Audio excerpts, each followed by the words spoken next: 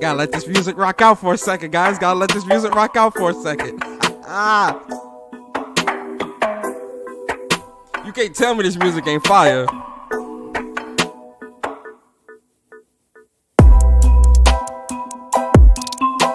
I'm loving this music. I'm loving this music. This beat's so cold. This beat is so cold. Oh, man.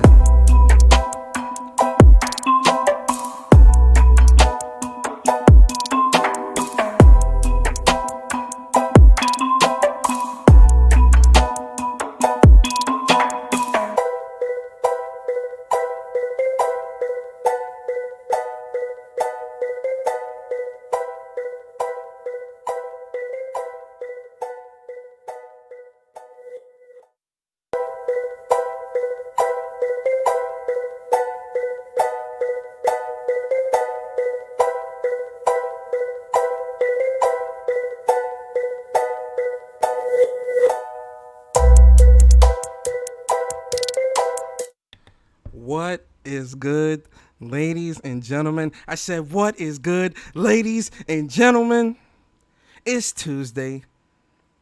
It's 6 o'clock. Y'all know what that means. It's Tuesday, 6 o'clock. Tuesdays at 6 o'clock and Saturdays at 11 a.m. is whose time? It's Persona's time. Ooh! Listen, it's another episode of When Persona Speaks, guys. I feel good. I feel hype. Yo, Dom P, what is good, bro? Yeah, that music fire, man. I love that music. I love that music. That music is too good. It's this other song that cause I'm really into. I love music. You know, music is definitely something that I really love. There's this other song that I was gonna use for like the start and soon music. Let me see if I could play this for y'all real quick. I want y'all to hear it. I like this song though. I think this is it right here. Let me see. Yeah, this the one right here. I might start using this soon though.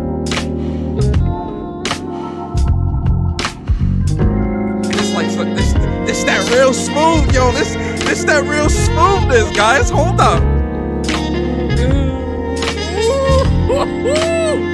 Y'all ain't ready for this start and soon music. Hold up. Ooh,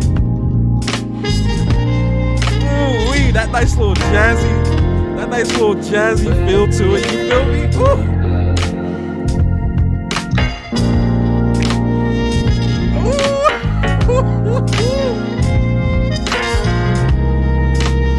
Tell me that music ain't good. Come on now.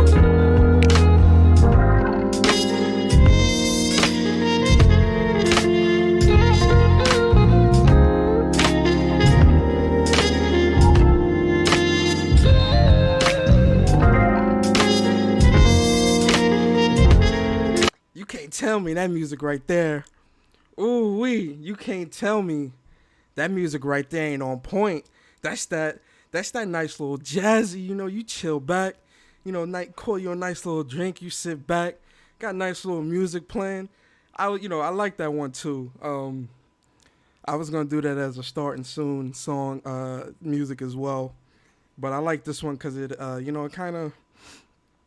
like this one because it kind of just, it fits a little better. But this one is called Philly Crew. And, yeah, I love that. I love that song a lot, actually. Yo, Rollo. That sax though, that's what I'm saying, man. That's what I'm saying, sick, man. The instruments is on point in that beat, man. Yo, Rollo, what's good? Sick Humor, appreciate you coming through. Yujiro, I appreciate you, man. Who else? Yo, Dribble, I saw you was here earlier, man. Shout out to you, Dribble. Dom P, appreciate you, man. Appreciate you guys. The early birds coming through, man. How y'all feeling today, man? How y'all feeling? Listen, I'm gonna be honest with you guys. I'm hype off this. I'm real hype off this Last of Us 2. I beat the game on Sunday. It's funny, I started playing at midnight on Friday. Friday at midnight, I was playing like hardcore. And like, yo, Last of Us 2 is one of those games, like, I've been really hyped and excited for this game since it was announced. You feel me? I couldn't wait to get my hands on it. Like, that's all I wanted to do was get my hands on Last of Us 2. So once we got it, you know, I kind of took off. When I say take off, I mean, like, I was just, like, I was deep into this game. Like, I didn't care about nothing else but the game. So midnight Friday, I'm playing, and I played till, like, no bullshit. I played from, like, midnight till, like, 6 in the morning. Went to sleep, got up, showered, all that good stuff. I was playing. I was playing this game nonstop over the weekend, and I beat the game Sunday. Because Sunday I woke up, did laundry, you know, took my shower, all that good stuff. And then, like, as soon as I cleaned up the crib, too. I cleaned up the crib a little bit. And then, I was on the game. Sunday I was on it, because I was like, yo, because I was in and I'm not going to get into, like, no spoiler territory or nothing like that, but I was deep into the Abby's part. Abby, like, yo, real talk. Because I was like deep into Abby's storyline, like that's where I was, And like, yo, I was deep, like this story just had me captivated. Like I was just I really was like pulled deep into this game. You feel me? Yo, Plus Ultra, what's good, bro? I was pulled real deep into this game, right? So I was just in Abby, yo, real talk.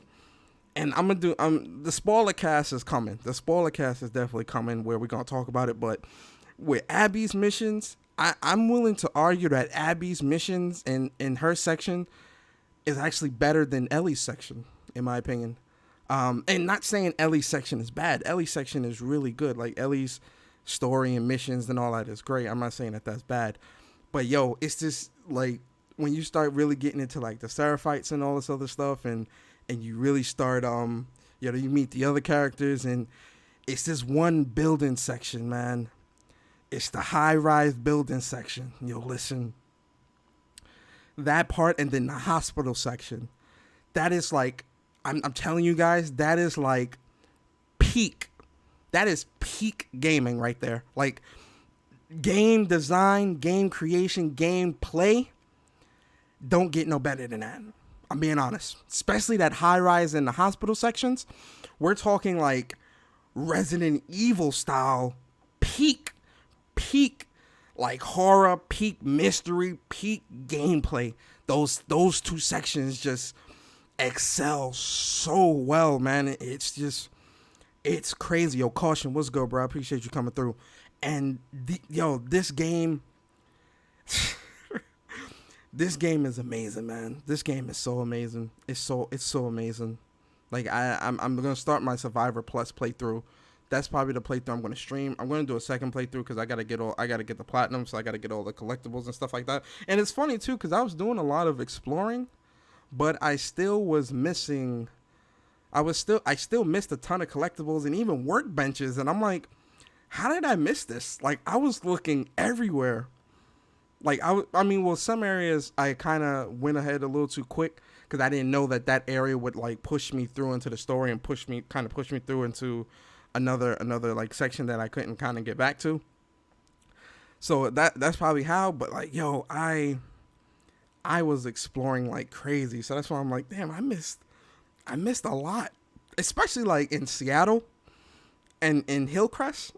I missed a lot. I know during Abby's playthrough, I know I missed quite a bit because I was kind of like at that point I was kind of like I was still like exploring and stuff like that, but I was more so.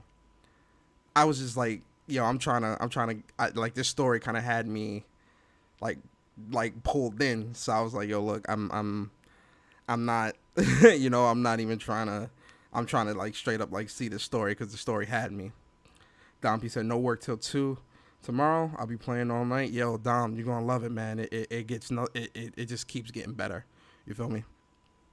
But yeah, so yeah, Last of Us 2 was great. You know, I'm gonna get the platinum, all that good stuff. But that's not what I'm here to talk to you guys about today, guys. There's a few things I want to talk to you guys about today. We are definitely gonna be touching on misinformation because a lot of stuff has come out today that I definitely, you know, this is right up my alley, guys. You know how I am when it comes to misinformation. You know it's a pet peeve. You know it's something that I definitely do not like. It's definitely something that, you know, I preach a lot, or I try to remind you guys of a lot on this channel, and I try to point it out just because, you know, I always say to you guys, you know, misinformation is very, very dangerous. And that's something we're going to get into later because, you know, I'm bringing up we're going to share the screen and we definitely going to talk about it. But I want to start off talking about this Mixer shutdown, right? So I think anybody with eyes, this sounds bad. I know this sounds bad, man.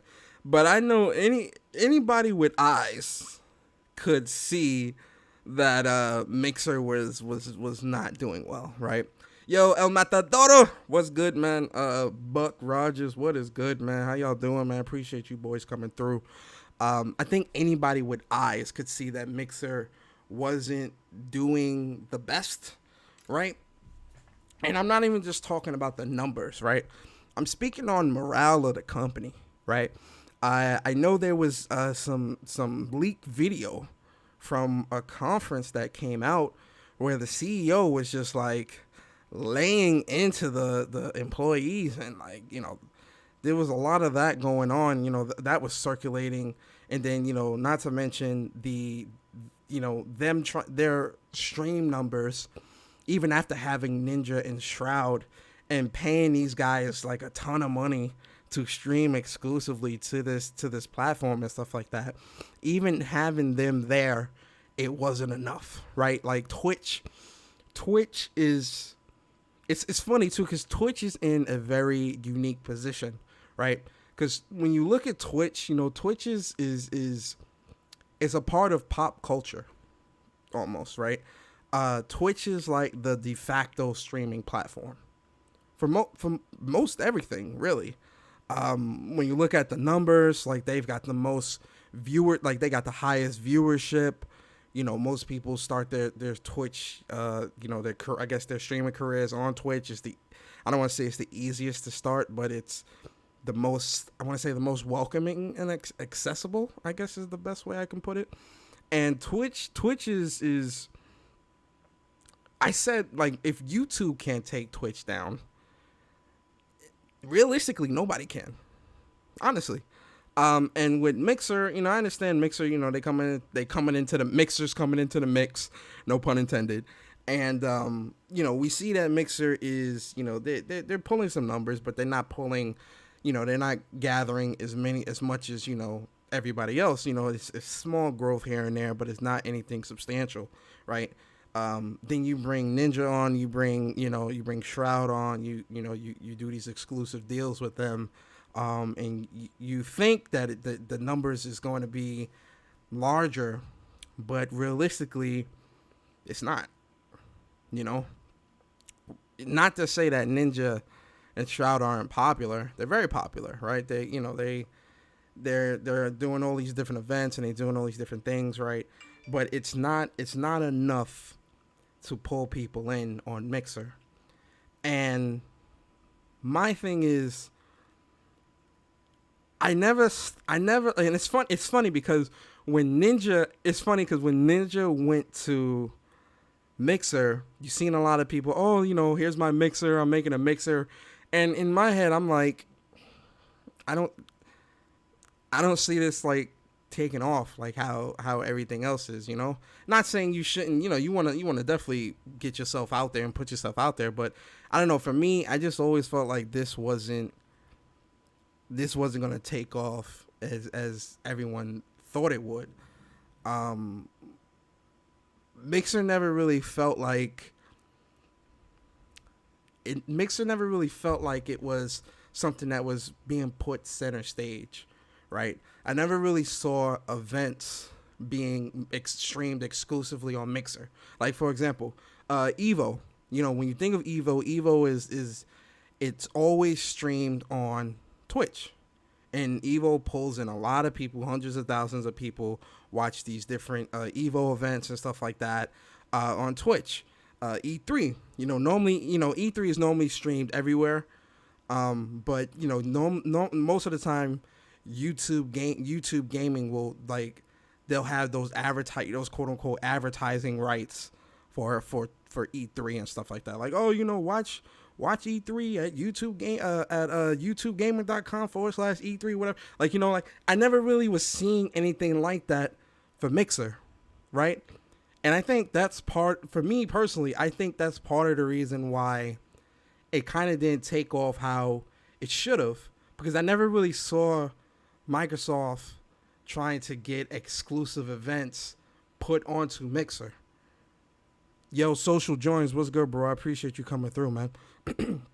I never really saw Microsoft getting exclusive events put on Mixer or trying to get those types of things on it. Even if it's, summer. Well, I think Jeff Keighley, he works exclusively with YouTube with a lot of his stuff. But, getting some of these developers, like Inside Xbox could have been exclusive to Mixer and go to Mixer and, or, like stuff like that. Like, I never really saw Xbox really trying to put Mixer front and center to get people to kind of be like, yo, Mixer's kind of dope. Let me check this out. Let me do this. Let me do that. Let me create an account or anything like that, right? Where Twitch and YouTube excel, right, is, obviously with YouTube's been around long before streaming became it's popular as it is, right? So YouTube has kind of like that seniority to it. That's part of the reason why it still is popular as it is. And with Twitch has been around for quite a while as well, and that Twitch is kind of what really ushered in that streaming era that we're in now, right? So they I don't want to say Twitch is the pioneers. I don't know if it's fair to say that because I'm trying to think back to the history of game streaming. I want to say Twitch is maybe one of the pioneers. I don't want to say they are all, they invented this, right? But, Twitch has been out there for quite some time as well. Albeit it's gone through its changes, but Twitch has still been out there for quite some time, and Twitch also has that seniority, right? So when you have a new game coming into town, right, like Mixer, you wanna do all that you can to have it at front and center stage, and a lot of that requires you making some type of exclusive deals where things can only be watched on Mixer, so that you can get traffic to the site and get traffic on this platform to garner more viewership and garner more traffic, right? Not Ninja and Shroud, like I said, they're very popular people, right? And I think they had a couple of more still popular but not as popular as Ninja and Shroud, but I think they had a couple more popular people on the platform, right? Ninja and Shroud, in my opinion, isn't enough. It isn't enough to really pull in the crowd that you think you're gonna get with these guys. You still, I think, you still have to do your due diligence to put this platform front and center, front stage. Like, it's got to be in people's faces, like it's got to be everywhere type of thing. And I'll use the example of like advertising for video games, right? Let's use Last of Us 2 for an example. Last of Us 2, they had a whole Last of Us 2 train in the UK and London, right? You see these Last of Us 2 banners and stuff like that. And I'm not saying like, this is a streaming service. I'm not saying go out there and paint trains, mixer all over the place. No. But what I'm saying is, when it comes to you trying to break into a market that already has the mind share of people by another platform, you have to, in order to kind of pull that mind share away from the people that are already that are already set in their ways. You have to make it appealing and appease to these people, where it's like, look, front center stage, now Evo's here, even though I think PlayStation has the exclusive, like PlayStation is the exclusive sponsor for Evo, but I'm just using an example, like, Capcom Pro Tour, or some of those I'm trying to think of like Combo Breaker or something like that, or events that maybe don't garner as big of a audience as Evo, but still have the value of following, to where if it is streamed exclusively on a platform, those people will follow. You get what I'm saying? Obviously, we know that Evo and Capcom Pro Tour are some of the largest fighting game events, right? But if you add, again, something like Combo Breaker, something like I'm like drawing a blank of like fighting game tournaments. Some of the Japanese tournaments that are hosted exclusively in Japan. Game reveal events, for different games and stuff like that. Streamed exclusively to Mixer, right? And I'm not saying that they weren't doing this, but if they were doing this, one, I wasn't aware of it, and two, I don't think it was being done enough, right?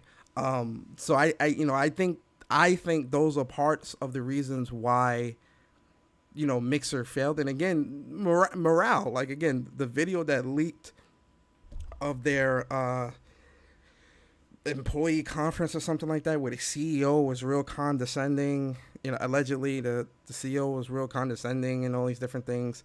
I just think it was a culmination of things, right? But I think the biggest thing was that I don't think Microsoft was really putting their best foot forward with Mixer, right? So they ended it. Now, this is the part where, yo, Buck, what's good? What do you say? What's funny is how some of the bots were hyping up Ninja like he was this huge win for Xbox. Yo, listen, I on one of my old podcasts that I did on this channel a long time ago, I said that, again, I don't knock Ninja on his hustle, right? This man is out here getting money. This man is out here making some very smart decisions, some very smart business decisions and things like this. And, Ninja's getting money, right? I'll never down a man for, trying to feed his family, trying to, make sure his pockets is right? I'm never going to do that. But I think people have this misconception with Ninja, right? Like, because there was an article that came out a while ago where they were saying that Ninja saved gaming or Ninja made gaming cool and all this other bullshit. And I'm like, my guys, what what world are you guys living in where you think that Ninja made gaming cool? Like, I need you guys, or, he made it, he made gaming more accepting or something. It was some crazy shit. I have to look up the article. I'll look up the article in a second. But it was something where, along the lines of, like, Ninja saved gaming or something. Matter of fact, let me Google this now, because I want to make sure, Ninja saved gaming. What did it say? It said,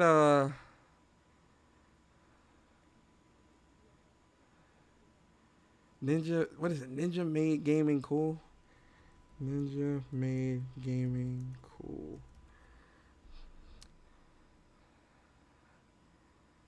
Is this it? Ninja says Drake pushed gaming into the mainstream. I'm trying to find Drake made gaming cool or Ninja made gaming cool.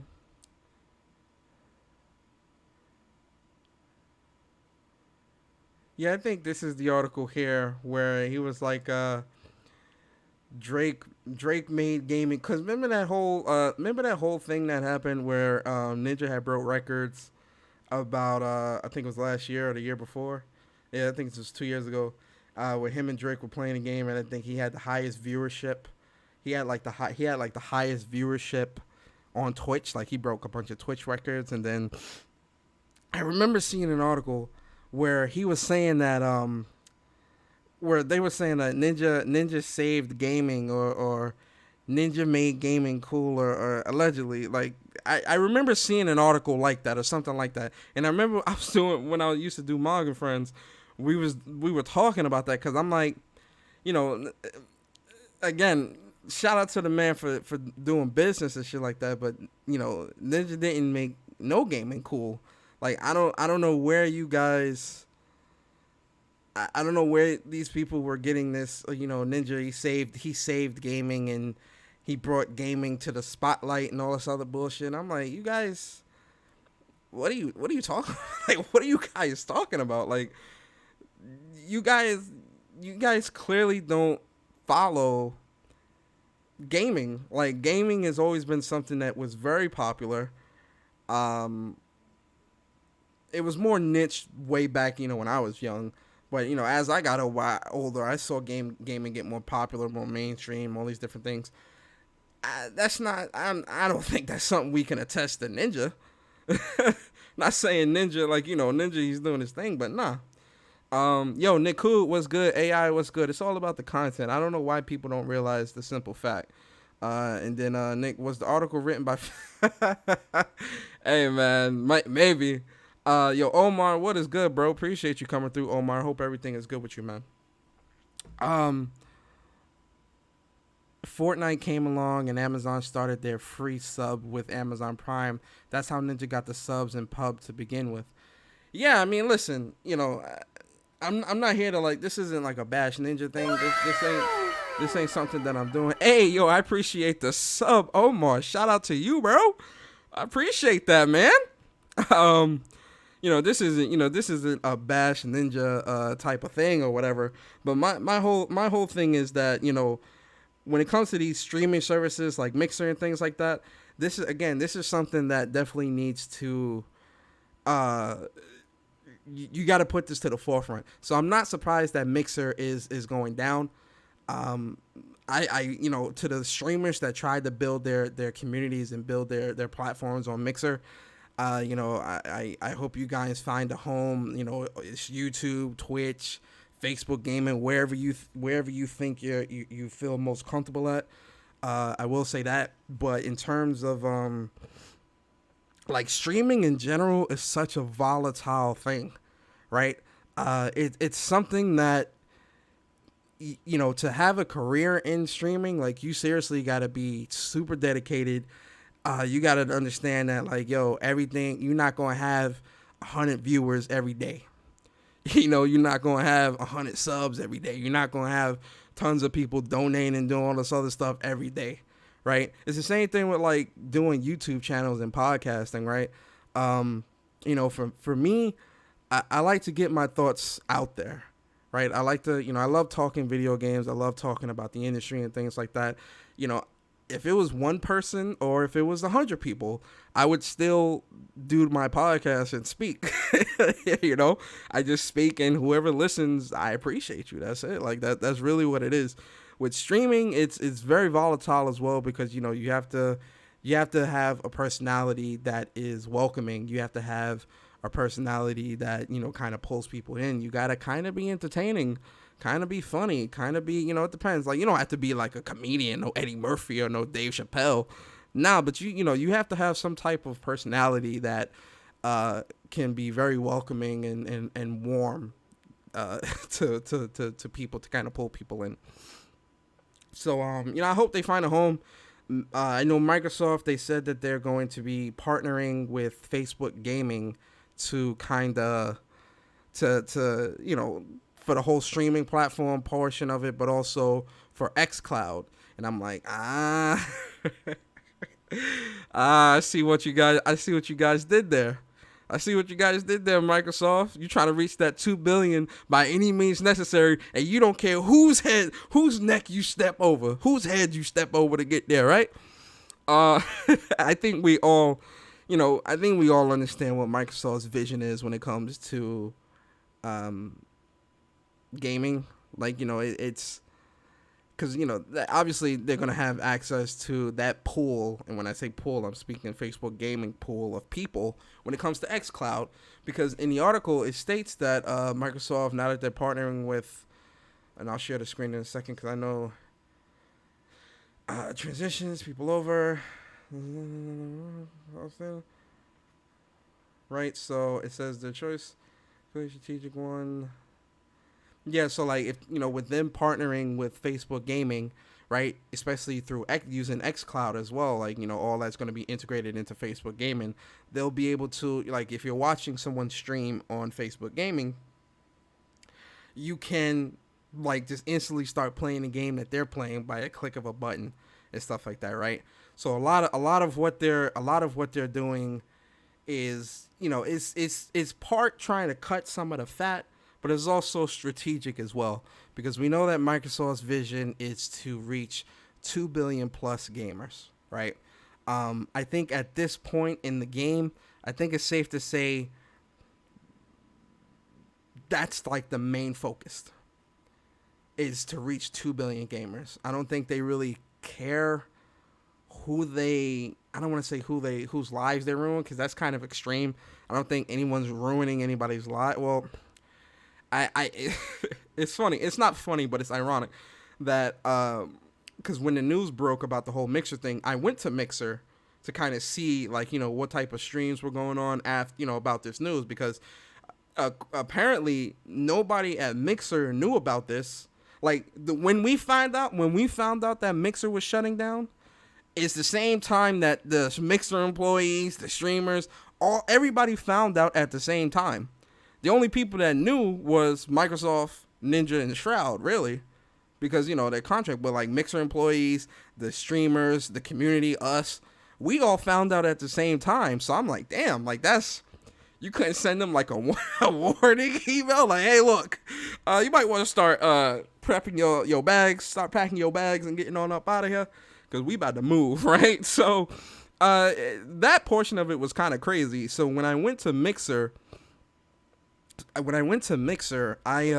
was just to kind of see what type of streams was going on, and there was a lot of people that were, like, I seen some streamers crying, a lot of people disappointed, they were hurt, their communities, and these were people like 25,000+ followers, so they were like crying and hurt, and mad that they have to start over and all these different things. So, I get that, like I get that, and it's something like, when you work so hard, to build something up like that, and to just have it crumble, putting the countless hours, countless, time into, like, building your communities, building your streams, buying all this equipment and doing all these different things.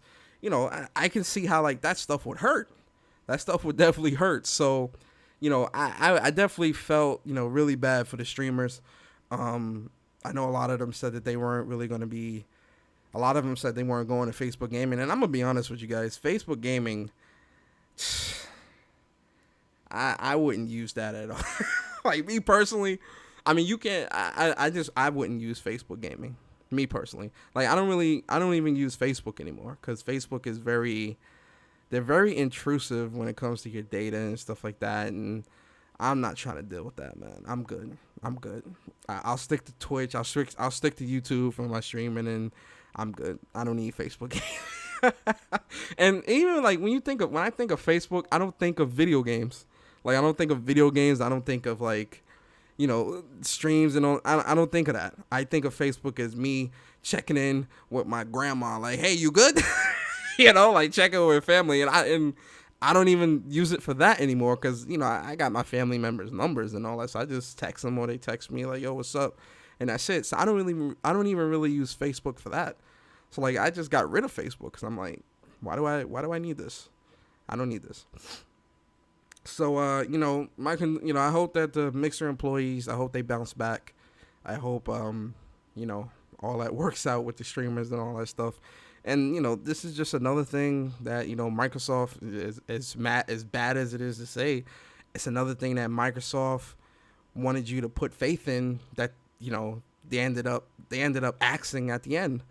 And it's like, when you're dealing with Microsoft, there's a lot of uncertainty, which is worrying. It's very worrying. I've seen some people on Twitter saying, oh, well, if they'll can this, my Xbox is next. And I'm like, I wouldn't put it past them, where they just become a straight up, listen, we about to be a third party publisher type thing, where, like, our stuff is just going to be everywhere. Because, again, the vision, I don't think the vision is to reach. The vision is to reach 2 billion plus gamers. The vision isn't to, in my opinion, put out quality. It's just they just care about the numbers. We want the numbers. So give us the 2 billion. We don't care how we get there, as long as we get it. I don't know if I could put my faith into something like that. But, yo, let's move on, man. Let's get off that Mixer stuff. Avengers! Assemble! So, Avengers. Something that I definitely want to talk about, because, again, another game that confirms... It's funny. It's another game that confirms that it's going to be a free upgrade for PS5, right? And this is why I'm speaking on this, because there seems to be a lot of confusion. There's a lot of confusion around, I guess, because it's even starting to confuse me a little bit, and not necessarily confuse me, but you really got to, like, sit down and think, because it's moving from backwards compatibility to the game being an upgraded version for the next gen and all this stuff, and, like, the goalpost keeps moving, right? Because the first. And this is why I think this all falls under the same realm. Now, everything may not apply to the same thing, but I think the way certain people within the community is using this, it's all falling within the same realm. So what am I talking about? At first, it started with backwards compatibility on PlayStation, and if backwards compatibility was going to be a thing on PS5, right? At least with PS4 games. That was confirmed, right? That was confirmed.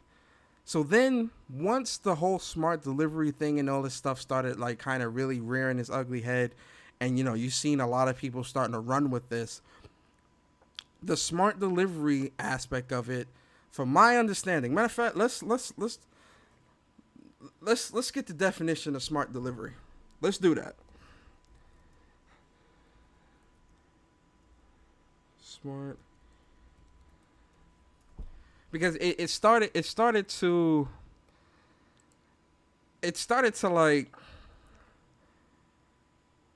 like confuse me a little bit, right? Um, because I want us to I want to understand this, because I personally, and again, I might be wrong, guys. I might be wrong, but I personally feel like the goalposts keeps shifting, and I'm trying to understand where certain people's anger is coming from, where certain people's information is coming from, and where certain people's expectations of next gen when it comes to current gen games is coming from. Because it seems to be multiple lanes to me. Because I see a lot of people pushing smart delivery, and I see them say, oh, well, Xbox has smart delivery, so you can play the game on any console and within the family of Xbox games, which is true, right? But, I also see people saying, oh, well, you're also getting the best versions on current gen or next gen. Whatever console you have, whatever console you play the game on using smart delivery, it will have the best version. Like, you'll have that best version. Fine. Now, I guess my question is, the best version, is that, I guess my question, and I'm going to answer it myself, it's kind of a hypothetical question, but in my mind, I'm like, so does the best version warrant the developers going back in and making graphical changes or whatever, or is the console itself, because of the power of the console, allowing the game to perform at a much higher rate, or giving a boosted ability because of the console that it's on, right? Because the best example I can pull from this is when the PlayStation 4 Pro first came out, right? When the PlayStation 4 Pro first came out, when it was about to come out, one of the biggest issues was the fact that people were worried about console fragmentation, right? I know you guys remember that. Y'all guys remember when the PS4 Pro was about to come out, everyone was worried about, oh, well, console fragmentation. You're going to fragment the community. You're going to split the community because they're going to have this, that, blah, blah, blah, blah, blah, right? And PlayStation had came out, and PlayStation said that the game is still going to be the same. Like, it's going to be like, if a game is 60 frames, like in terms of multiplayer games, it'll be 60 frames on the PlayStation 4 Pro and be 60 frames on the PlayStation 4. Like, there really won't, in terms of multiplayer based games, there really wouldn't be any disparities. But when it came to single player games, something that really is a singular experience that can only really be experienced by you, obviously the graphics on the PlayStation 4 Pro, textures, whatever it is, will look better on the PS4 Pro. I don't really look at that as fragmentation. I don't really look at that as fragmenting the community or whatever. But I look at what PlayStation did with the PlayStation 4 and PS4 Pro, like I do what they're going to do with next gen, right?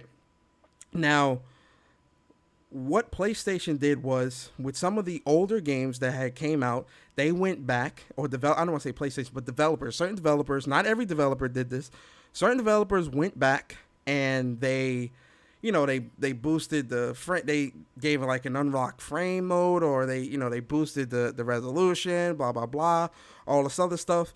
They did that, right? And then any games that were made or created, within the year of the PS4 Pro and onward, were built with the PS4 Pro in mind. Like, obviously the PS4 Pro will look better. It has the HDR, all these different, it just played and looked better, right? I look at next gen kind of in the same right. Now, with smart delivery, it says here, it says smart delivery, buy a game once and play the best version. So buy a game once and play the best version across generations with smart delivery, right? And so below are a few different scenarios. So this is the part that I kind of want to talk about, right? Because I just want to make sure that my information is correct before we go any further with the whole Avengers thing.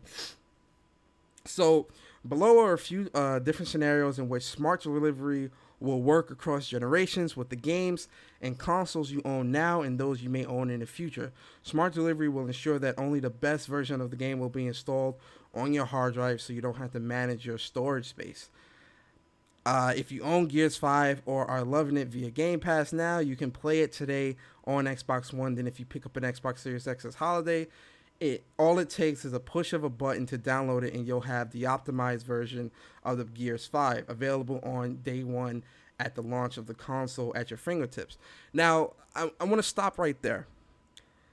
I think, and again, this is just my opinion, I think the confusion with the community is that with smart delivery, there's some special thing with smart delivery that is making the game run better on newer hardware, right?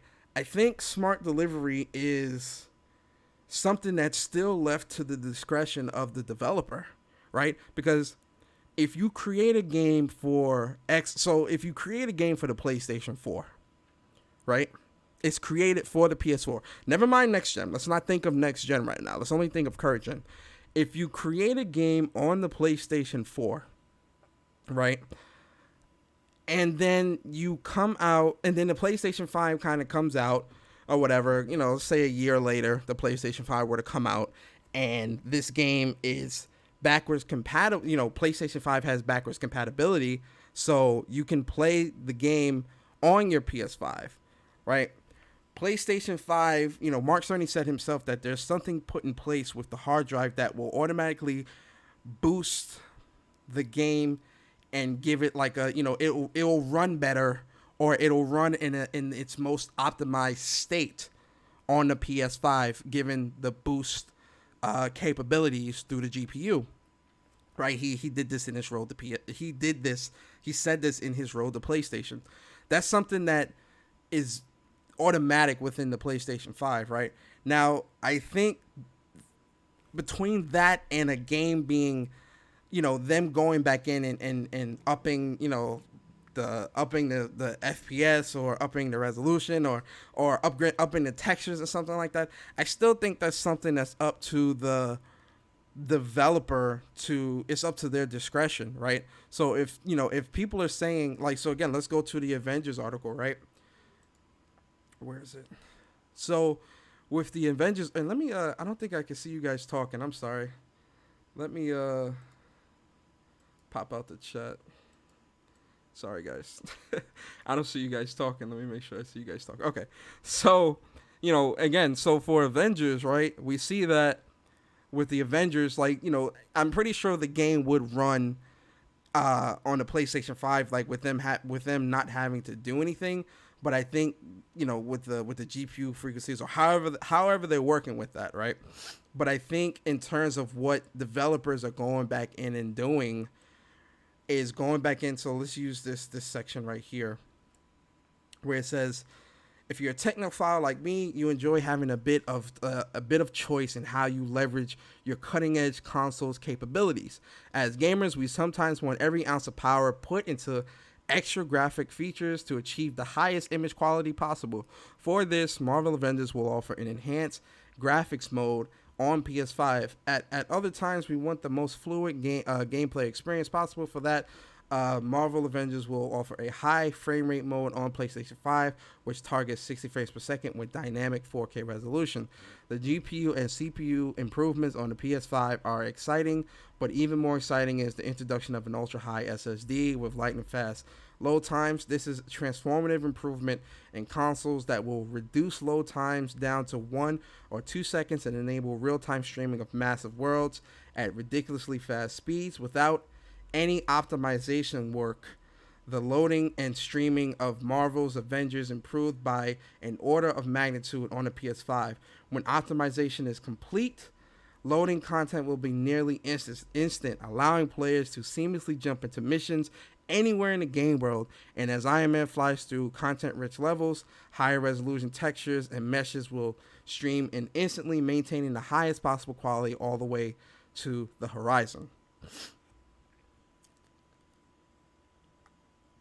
To my understanding, and guys, I'm I'm only speaking on my understanding. I'm not speaking for the community at all. I'm only speaking for me. So if I'm wrong, you know, you can definitely come at me. Yo, Persona, you don't know what the hell you're talking about, whatever, or correct me, please, definitely. From my understanding,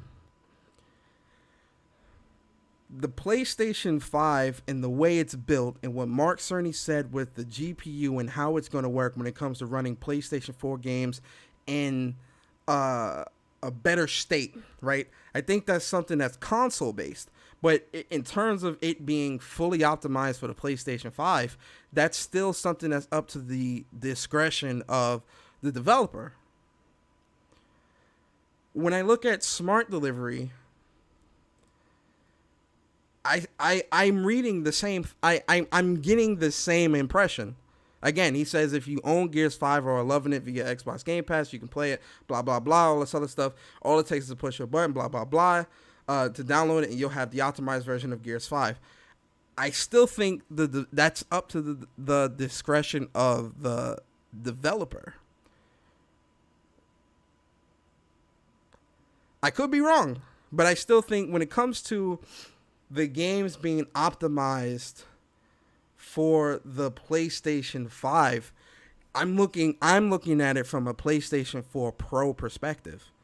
Because again, developers went back and they did higher resolutions. They did more stable frames or unlocked frames, or, you know, they did better textures or whatever they did to the games to have them be optimized with the checkerboard rendering and all that stuff on the PlayStation 4 Pro. I'm looking at that concept, I'm looking at that concept with the PlayStation 5 as well. And realistically, the Xbox Series X. Because, you know, who's doing the optimization? Yeah, the game may look a little sharper running on better hardware, but there still has to be some type of optimizations done on the back end with developers. So I still think that's something that's still left to the discretion of the developer. Now that's in terms of optimization. Now, in terms of PlayStation 4 games being able to play on a PlayStation 5, and, you know, we know Xbox is going to be doing the backwards compatibility thing and stuff like that. So, you know, but in terms of backwards compatibility, I think across the board, this is what it's going to be. Now, when PlayStation is coming out, or when Avengers or these different developers are coming out and saying these different things about, you know, Marvel Avengers confirmed as a free upgrade for PlayStation 5, I think people are viewing this as them saying it's backwards compatible. Like, you'll be able to play the PS4 version or the PS5. When in reality, when I look at this, I mean, it says a free upgrade.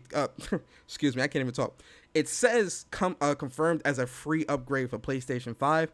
I think the free upgrade aspect that they're speaking to is in terms of it being optimized for the PlayStation 5, because he says it himself. Like, look, you know, it's gonna, you know, they're taking advantage of the GPU and CPU performance, right? I think if they did not come out and say this, right, I think the game would still run on the PlayStation 5, because PlayStation said themselves, where's the article? PlayStation said themselves, new games must also run on the PlayStation 5 from July, Sony tells devs. And Sony has told PlayStation 4 game developers that any new title submitted for certification must be capable with PS5 as well. Now, does capable mean backwards compatible? Or does that mean an optimized version for the PlayStation 5? This means, now let's read this part right here. This means that all PlayStation 4 games received by Sony for testing after the middle of the month are technically forward compatible, playable as Sony's next-gen console. That is up to each game developers to ensure that is the case. So, again, the forward compatibility, meaning optimized for next gen. Backwards compatible means playable on next gen. It's wordplay, but it really does mean two different things. So when I see Marvel or all these different people coming out and saying, hey, look, there's going to be a PS5 version, I'm not thinking backwards compatible or backwards compatibility. I think a lot of people are looking at this and saying, oh, well, the PlayStation 4 version is just going to be playable on PS5. No, right? And the information is crazy, too, because the information is in the article. Like, it's the same thing with Cyberpunk. Like, there's going to be an optimized for PlayStation 5 version of Cyberpunk, just like there will be an optimized for Xbox Series X version of Cyberpunk, right? I think when some of these companies are coming out and saying this, they're not stating that the games are backwards compatible. They're stating that they're optimized for the PS5. And again, this information is in articles. Like, people can read this stuff. But I'm seeing a lot of misinformation, a lot of confusion. And again, like I said, it was even confusing me to a degree where I'm like, I feel like the goalpost kept moving, because it moved from backwards compatible to being optimized for next gen to being smart delivery to cross buy to. It's confusing me. It's really like I'm really starting to be like, all right, guys, what are we mad about? What are we talking about here? What is this? What is it? Because I don't know. At this point, I don't know either. So it definitely was something that I really was reading. I'm reading these articles, I'm reading what people are saying, and I'm looking at the smart delivery stuff, and I'm looking at this, that, and the third, and I'm like, we're all over the place here. We're all over the place in terms of what the expectation for backwards compatibility is, and what the expectation is for developers to take advantage of next-gen hardware, right? I definitely want, especially, I think games coming out this year, right? I think games that are coming out this, and I think July is a safe date, and I do think Last of Us 2 will have an optimized version for the PlayStation 5, but, I think July is a safe date to be like, look, we want these to be optimized for the PS5. We want these, I think that's good to say. I think that's safe to say. Because, again, backwards compatibility and optimized for the future of consoles really is two different things, right? So I feel like there are two different arguments being had within the same argument. And I feel like a lot of wires are being crossed, and there's a lot of confusion going on, because I see people quoting smart delivery as a means of you getting an optimized version of the game, which is true. Yes, you are getting, if you buy one version, you get the optimized version for free, blah, blah, blah. But that same thing, I think, it's still to the discretion of the developer. When Xbox did their Inside Xbox, that's what they were like, look, this is what it is. They showed all those games that had smart delivery, blah, blah, blah. But, and this is why I think when it comes to Xbox's July event, I'm really going to be looking at them to see how things are going to play out there as well. Because when you look at PlayStation 5's event, a lot of what PlayStation showed was really exclusive for the PS5. I think, and this is where I think some of the confusion is coming from as well, right? Because any titles that Xbox comes out with, we know it's going to have smart delivery enabled, because we know that they are going to be supporting the Xbox family of consoles for up to 2 years. This is something that Matt Booty himself has said. The difference between that and the direction that Sony is going in is where I think also some of the confusion is coming from, in terms of how people view how PlayStation is doing their game distribution, right? Again, let's use the PlayStation 5 event as an example. PlayStation 5, a lot of the games shown there were either one, optimized for the PS5 already, or exclusive to the PlayStation 5. Right? This is confirmation, right? There's no need for smart delivery, because a lot of those games aren't really going to be on the PlayStation 4. A couple of them are. I'm not saying all of them are exclusive to PlayStation 5.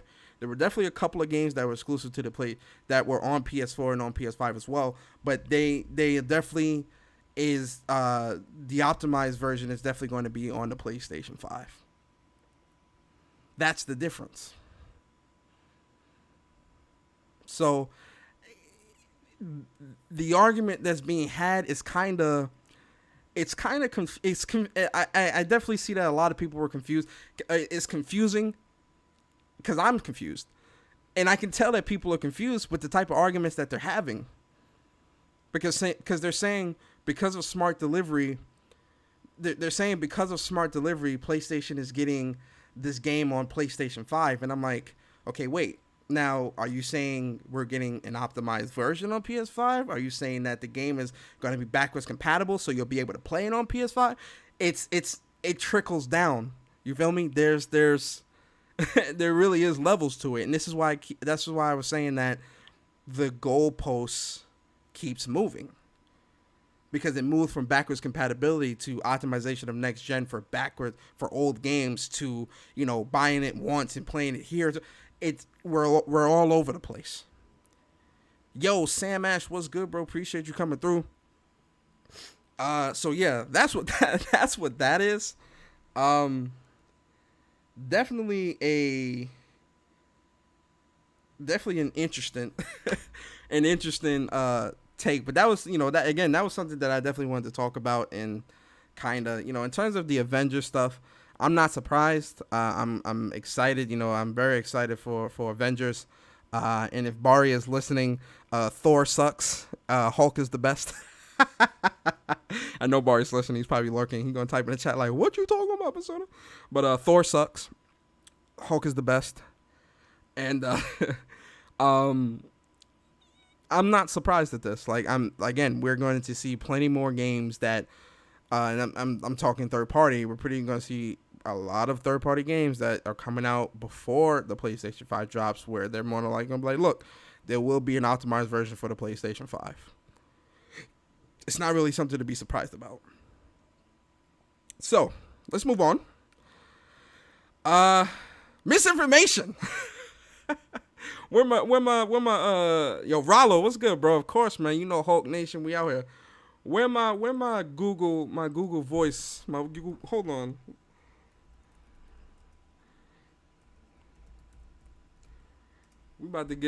Is this her? Misinformation. Hey, we about to talk about it. I got my Google voice. She about to spit some misinformation for y'all. So, misinformation. Say it for me, Google. Misinformation. Misinformation. So we got some. It was like a huge. Like, I don't know what's going on right now on Twitter. There's like an uprising. Like, there's a lot of people, a lot of women, a lot of people like coming forward about, sexual misconduct and all this stuff within like the gaming community and all these different things, and people are talking about like work conditions at different studios and game companies and all this other, within the streaming community. Like, it's just it's crazy right now. It really is something crazy going on within the community, right? But something even crazier that I'm just like, oh, Lord have mercy. I'm trying to find it. Where is it? Oh, yo, guys, let me show you guys this real quick. If you want to support, like, I'm a big pin collector, and Bungie has this. I love pins. Like, I'm a huge pin collector. Like, my collection of pins is crazy. And Bungie, they released their Black Lives Matter pin, and like when you buy the pin, you also get the Black Lives Matter emblem in the Bungie game or whatever. I had to buy it. This shit was just so dope. I mean, of course, Black Lives Matter. You feel me? So I'm repping this shit forever. But also, like, this pin just looks so dope. I love this pin. Really dope. Yo, Logical, what's good, bro? I really love this pin. So shout out to Bungie for doing that. I'm trying to find. Here we go, guys. Let's talk about it. You feel me? So Mitch Dyer. Am I saying that right? Yes, I am. Mitch Dyer, right? I don't think he works at. Does he still work at IGN? No, writer, scribe, blah, blah, blah. Yeah, so he doesn't work at IGN anymore, no. So, Mitch Dyer, he this guy, he just like, he put it out there today, right? He put it out there. Yo, Jamar, what's good, bro? Appreciate you coming through. He put it out there today, right? I definitely say you guys should definitely read like his series of tweets of what he was talking about in terms of work conditions at IGN. He did say towards the end that it's not like this anymore, or that, you know, things are changing or whatever the case may be, but that's not why we're here. It's one specific portion that I seriously wanted to talk about. Right? This portion, oh no, don't show that. This portion right here. So he says, when I reported on Amy leaving Naughty Dog, Steve Butts and Tal Blevins forced gossip into the story. They heard it was a hostile takeover. We didn't want to publish it. I tried to take my name off the story. They would not allow me to do so. Then it continues to say, they forced an unproven claim onto IGN.com with my name on it against my will to protect their relationship with Sony.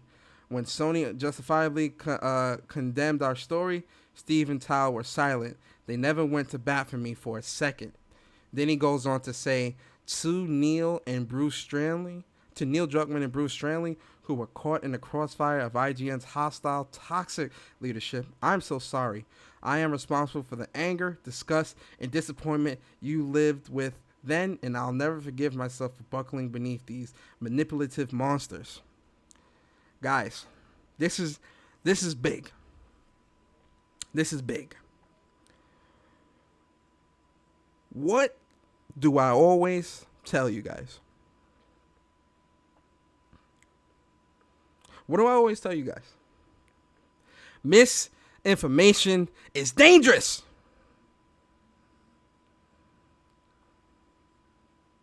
Misinformation is dangerous. You know why? Because misinformation can ensue panic. It can destroy companies. It can destroy friendships. It can destroy business relationships. It can get people fired, locked up. On even worse occasions, it can get people killed. Misinformation is some of the most dangerous. Some of the most dangerous and it's some of the most dangerous stuff that can get put out there. You know why? Because anybody can do it. Anybody. No one is above or below. I'm going to say above being a casualty of misinformation. Nobody. Especially in the age of social media, where a lot of the community, and I'm only going to speak on the gaming community because the social media as a whole is a cesspool. It's a mess of misinformation, like with political and all that. I'm not going to get into that. Let's only stick within the gaming realm. Gaming social media. It's so filled with misinformation. And again, this is something that is easily, I can do it. You can do it. Anybody can do it. What's more dangerous is the people with influence that do it. Or the people with influence and power that fall prey to it.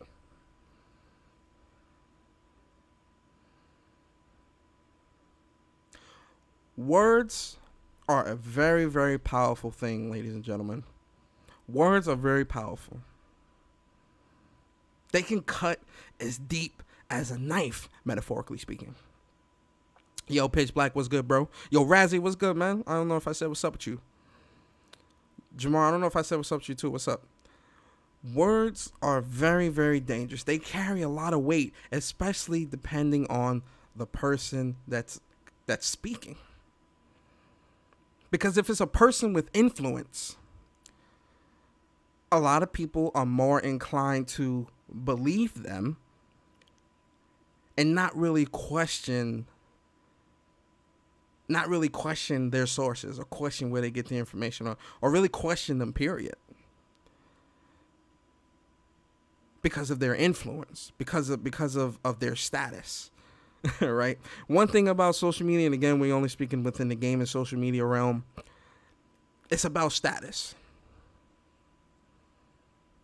If you got some type of status, some type of following, some type of even if you could make the lie sound, if you could make what you're saying sound good, if you could make it sound believable, people will believe you.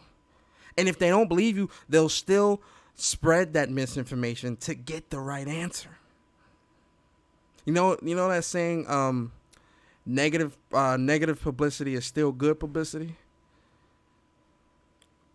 All it takes is a retweet, 2 retweets, 3 retweets, 5 retweets. That's 5 people within the community that's misinformed. And it can spread. So now they're speaking to their communities. If they're YouTubers, they're speaking to their communities. They're speaking to their followers on social media. And albeit it can be 10, 20 followers, 30 followers. The point I'm trying to make here is it can spread. It can spread. Misinformation can spread like a virus. Yo, Quanvo was good. Void was good.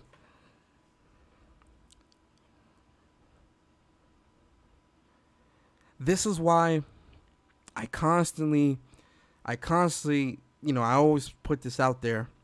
You always want to make sure that whatever information you're speaking on is accurate information. And what makes this so bad is it's even hard to do that. Because IGN allegedly, let's put that out there. Based off what Mitch Dyer is saying, these 2 guys allegedly were like, "Yo, let's put this in there for some shock value. Let's throw this in there, even though we're not 100% sure on the information. Let's put it out there anyway. Never mind who we hurt. Never mind what company we damage. Never mind what relationships we ruin."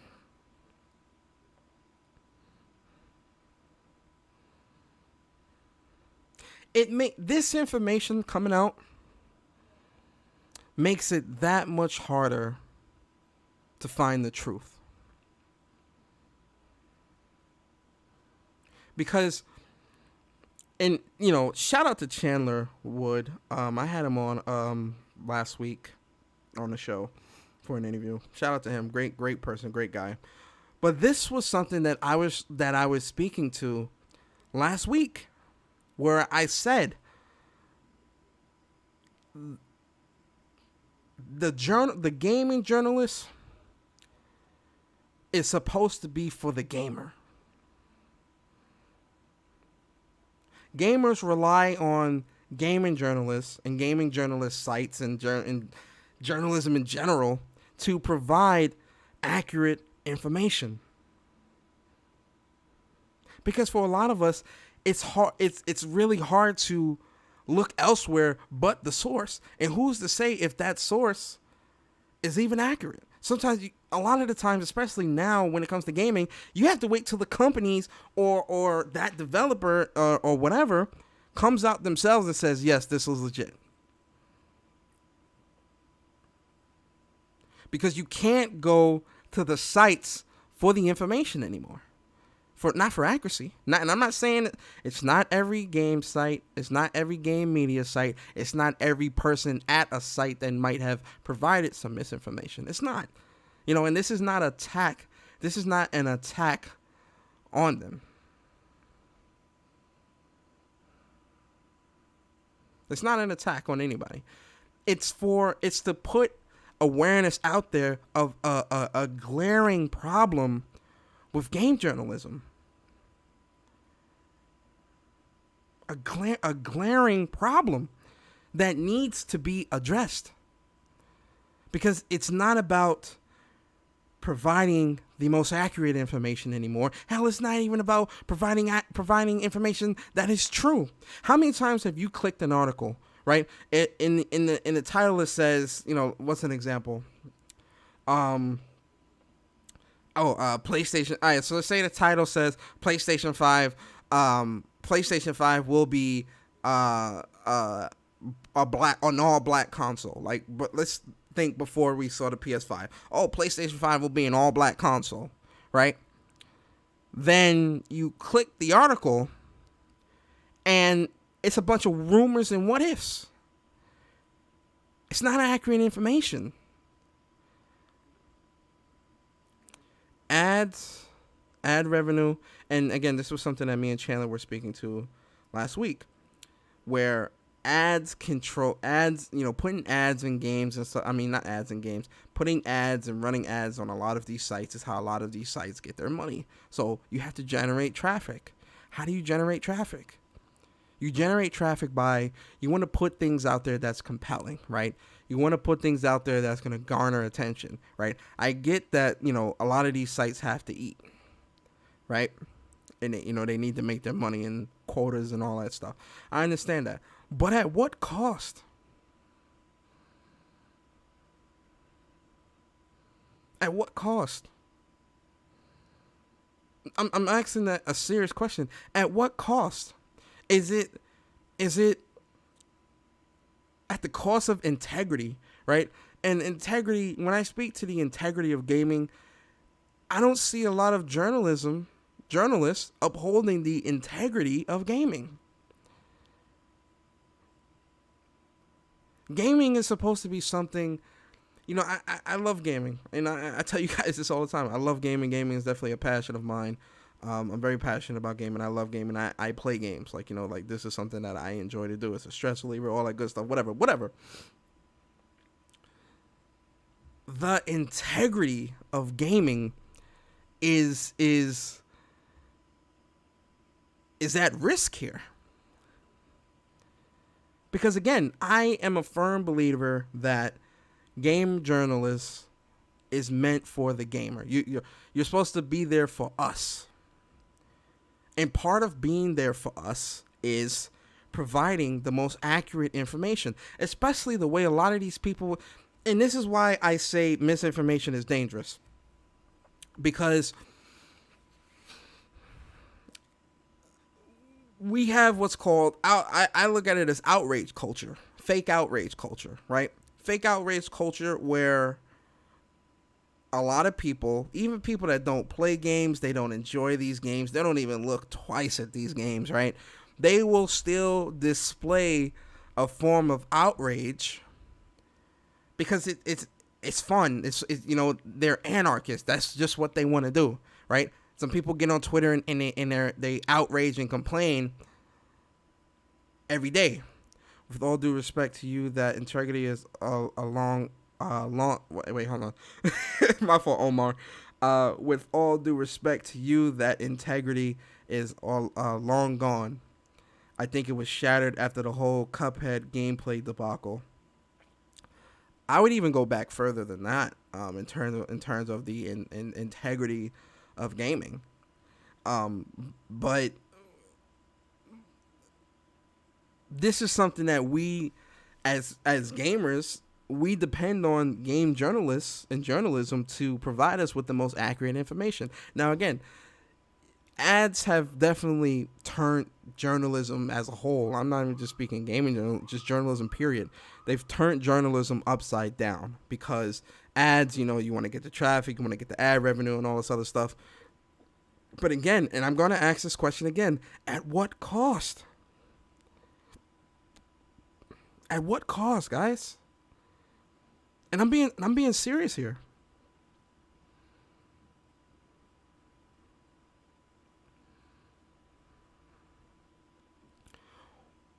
why spread gossip and misinformation like this and potentially ruin relationships within a company, ruin relationships with the community and the gamer and stuff like this.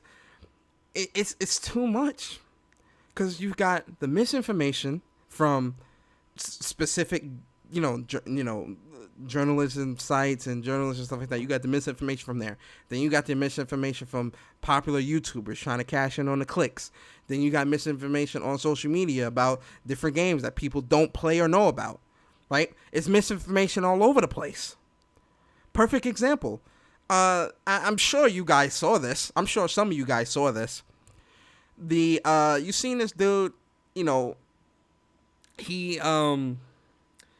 was trying to do a review for Last of Us 2, but he had watched a 20-hour stream and was trying to review the game from there. Like, I watched the 20-hour stream, so, after watching the stream, I feel like this game is a 5 out of 10.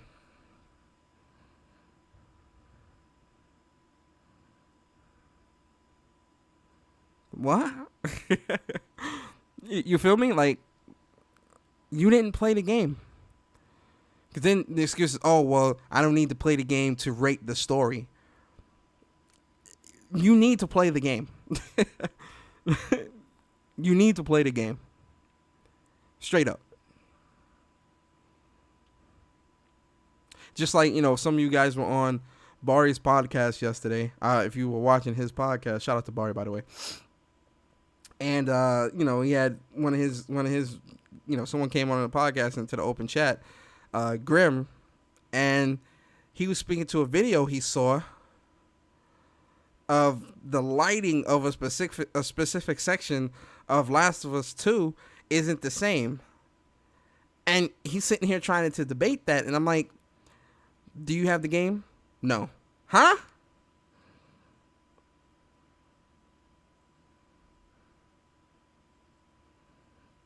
Huh? Buy the game. Oh, I'm not buying it yet. Then why are you speaking on this? Why are we even here? Why are we speaking on this? You get what I'm saying? Rating the game is rating the story is rating the game. You're sick. Listen, man, these dudes is definitely delusional. They not playing the games. People are not playing the games, but the misinformation is still being spread. Right? That's how easy it is. This dude that was rating the game based off a stream. I don't follow this guy. I don't even know who this guy is, but I still heard about the information. You see how dangerous misinformation is, but also how quickly it can spread. I don't know this dude. The dude that everyone was sharing this tweet around with him, and they were like calling him out and stuff like that. I don't follow this guy. I don't know who this guy is, but I saw the misinformation, and me playing the game and me knowing better. I'm like, dude, you don't know what you're talking about. Like, you can't watch no stream and rate a game. That's not how this works. That's not how this works. I don't care what anybody tells you. You can be a professional gamer that's been gaming for 100 years. You're not rating no game based off a stream. It's just not happening. Experiences outweigh opinions. They always will, to the end of time. When I'm long gone and dead, experiences will still outweigh opinions. You can have, now listen, everyone can have an opinion. Everyone can have an opinion. That's one thing my grandmother used to say when I was a kid. Opinions are like assholes. We all got one. Does that mean that your opinion comes from an educated place? Is it a place of experience? Where is this opinion derived from? Right? Never mind the opinion, right? What a lot of you guys have to start doing, it's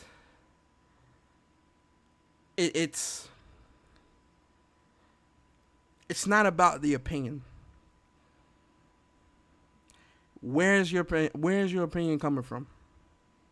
And how do you find that out? You played the game? No. Why are we here? Why are we having this conversation? Six said, you ever noticed that Grim only reports on negative PlayStation shit, but claims he be new? Yo, Sick, listen, you on the money, but you know, I'm a quote unquote PlayStation fanboy, so if I point that out, it's because I'm a fanboy. Anyway, Rollo said, you know why they ain't buy the game? It's because they don't have a PlayStation. Yo, Rollo, it's crazy too. You know what it is, Rollo? Some of these people do have PlayStations. They do have PlayStations. They just refuse. They refuse to buy the game. And I always wonder, why have the PlayStation in your house if you're not going to play the games on the damn console? At least the exclusives.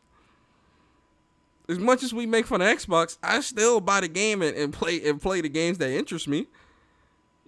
You feel me? I tried out Bleeding Edge and gave my opinion on the game, and they said, "Oh well, where your opinion come from?" My opinion comes from me actually playing the game. Same thing with Ori and the Blind Forest, Ori and the Will of the Wisp. I played these games. I've played them. You know, I like Ori and Cuphead and all that. I love those games. But Bleeding Edge is a perfect example. The game is not good. I still wanted to try it for myself and see. The game ain't good. There was problems with the game. You feel me? Man on Twitter dealer posted EDX podcast tonight. Join him for tech and positivity. I'm like, fuck out of here. There's no positivity after what we've seen on Bari's podcast yesterday. Oh, yo. Bari was Bari was going in, man. Man. That was fun. That was funny. Bari definitely took it. He went in on that podcast. I remember him. He was telling me he was gonna start exposing these dudes. I didn't think he was gonna go in like that. That man, don't cross Bari. Shout out to my boy Bari. But yo, misinformation. Listen, with this Mitch Dyer guy, I'm glad that he's telling the truth now, or like he's coming forward about this stuff. But this further highlights an issue with gaming journalism. It further highlights issues within the gaming community. Because a lot of people within the community run with this stuff. And it's like, how do you fact check? It's getting harder and harder to fact check. You feel me? Because again, gaming journalists are there for the gamer. In my opinion, that's what I think. I think gaming journalists are there for the gamer to convey the information that we ourselves cannot get from these game companies, right? Ask the right questions. Ask the important questions, right? Now I understand, with the PR person, with the companies and all this, sometimes they're not at liberty to ask specific questions, or they're not allowed to ask these questions or answer them or whatever. I get that. But the game journalist is supposed to be there and provide us the most accurate information all the time. There is no, sometimes we make mistakes. No. I look at journalism like I would look at a doctor. If a doctor makes a mistake during a surgery, the person might die. Oh, oops. They go back to the family. Oops. I made a mistake during surgery, so your loved one is dead. Sorry. And it don't work like that. A doctor can't make mistakes because a doctor just can't. They can't make mistakes. That's people's lives at stake. And when I look at journalism, I look at it kind of within the same light. Yo, Guapzilla, what's good, bro? I kind of look at it in the same light because journalism hold a lot of power. Like from what I've seen, journalists hold a lot of power with the community. They hold the power when it comes to reviews. They hold the power when it comes to information that they convey.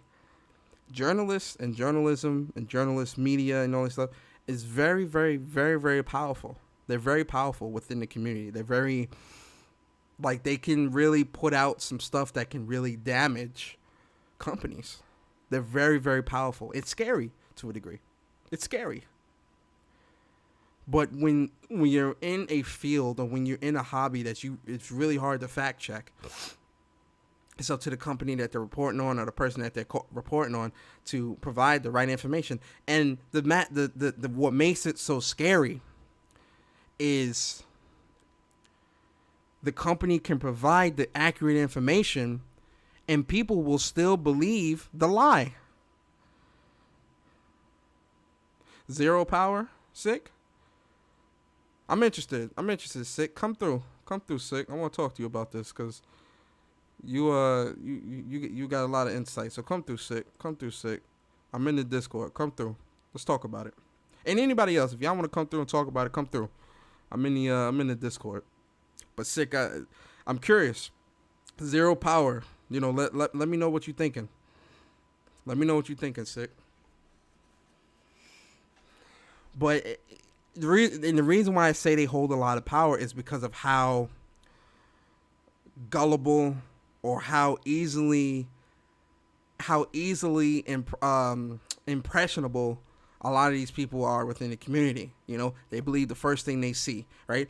And we see this from, their favorite YouTubers. They're quoting their favorite YouTuber as, oh yeah, their favorite, yeah, oh well, this YouTuber said this, so it's right.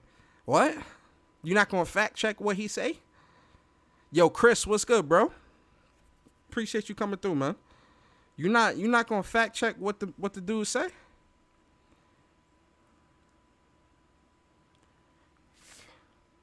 How that work?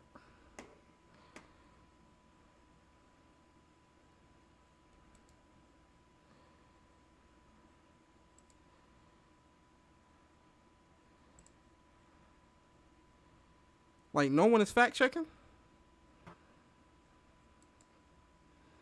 Yo, Carl, what's good, man? Hey, man. How you feeling, bro? I'm feeling amazing. Your podcast is literally great. Thank you. I appreciate that, man. Honestly.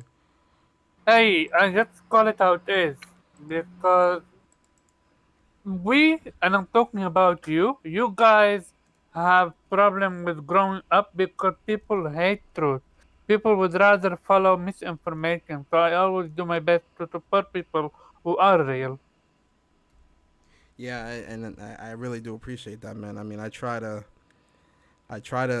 be as informed as I can be when it comes to speaking on a lot of this stuff, just because I don't want to be somebody that's providing misinformation to y'all, or to supporters. Like, I never want to. I would never want to be somebody that does that. That's why whenever I talk about news, we look at the article together. You feel me? So we could we looking at the same information together. That's how I am.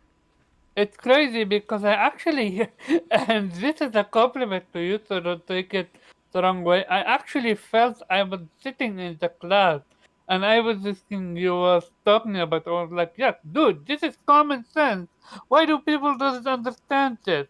Like, this is why I try my best not to retweet everything I see, and even everything I see, which sounds too good to be true or even just normal. I try to second guess it. I even do Google research on it to make sure that not just one random out of the cuff website is talking about it. Mm-hmm. Because you can spread misinformation very easily and it can be used Mm-hmm. for console war bullshit. Like, no, stop.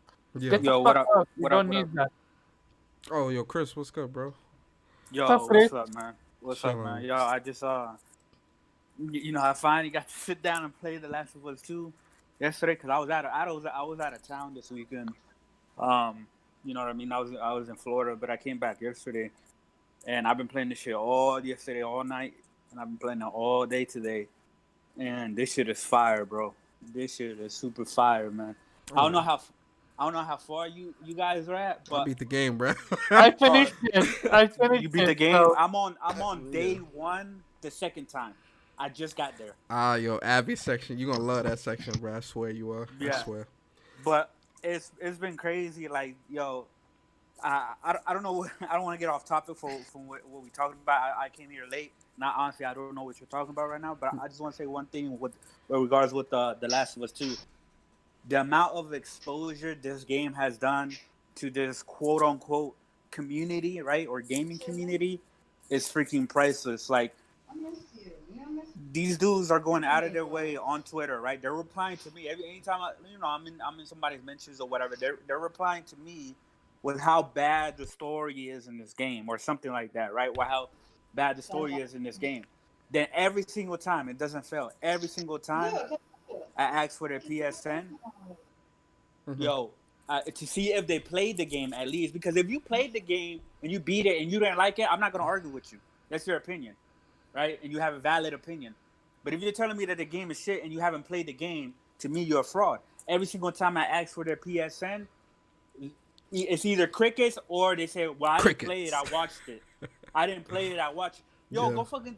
I did that 4 times already with these dudes on Twitter. But anyways, I just find it funny, man. The Yeah. game is great. I'm liking it. I like the unconventional storytelling because I haven't played a game that does a bait and switch like this since Metal Gear Solid 2. You know what I mean? That's some that's Yo, something that that's something that we yo, don't I get can't talk about it, but the often. bait and switch. All of us say about this to everybody who's watching that hasn't played it yet. These trailers ain't me shit. Yeah. Yo, then let these me ask, trailers, they threw everybody for the loop with them trailers, boy. Oh boy. so It let me was Yeah, ask because you this: yeah. would you rather have the trailer being legit, or would you rather have the bait and switch? I actually like this because I was truly surprised. I like bait Even and switch even better. like when I seen like the spoilers and all that, I was surprised. Like, whoa, this is what it is. I was Yeah. surprised through and through with this entire game. No, I love bait and switch if it's done and executed well. If it's on some bullshit or whatever, like some like aliens, colonial marines or some shit like that, then obviously, yeah, you know what I mean. That's complete bullshit, and Yeah, they lied to us in trailer or a bunch of Ubisoft games at the beginning of this generation. It was like yeah, complete bait and switch with how they look like in the trailers to the final release product. But yeah. I don't. What were you talking about, man? Because I don't want to take you Oh yeah, nah. off topic. So we talking about the misinformation and how dangerous it is within the community. Because Mitch Dyer, he used to work at IGN.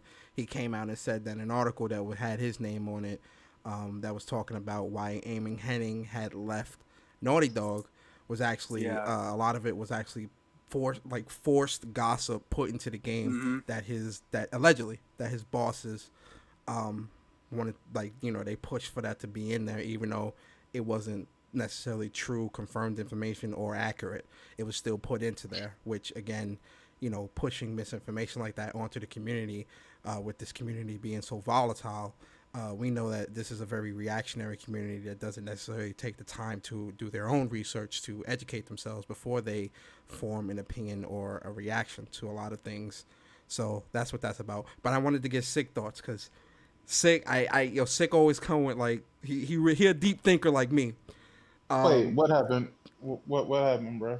Nah, you said you were saying the media has zero power. I wanted you to break that down for us just so that we can. Yeah, I want to have a conversation about that because I'm they interested. they they have zero power, especially when it comes to me, because I don't take anything that they say serious at all whatsoever. Mm-hmm. Because I understand and I've understood for quite some time that they all have their agendas. And what confirmed it for me, like truly confirmed it for me, is the dude that you had on your podcast that you were interviewing.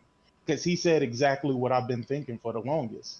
It's all about clicks. It's not about what's true. It's not about what's factual. It's about how fast can I get this article out there. Mm-hmm.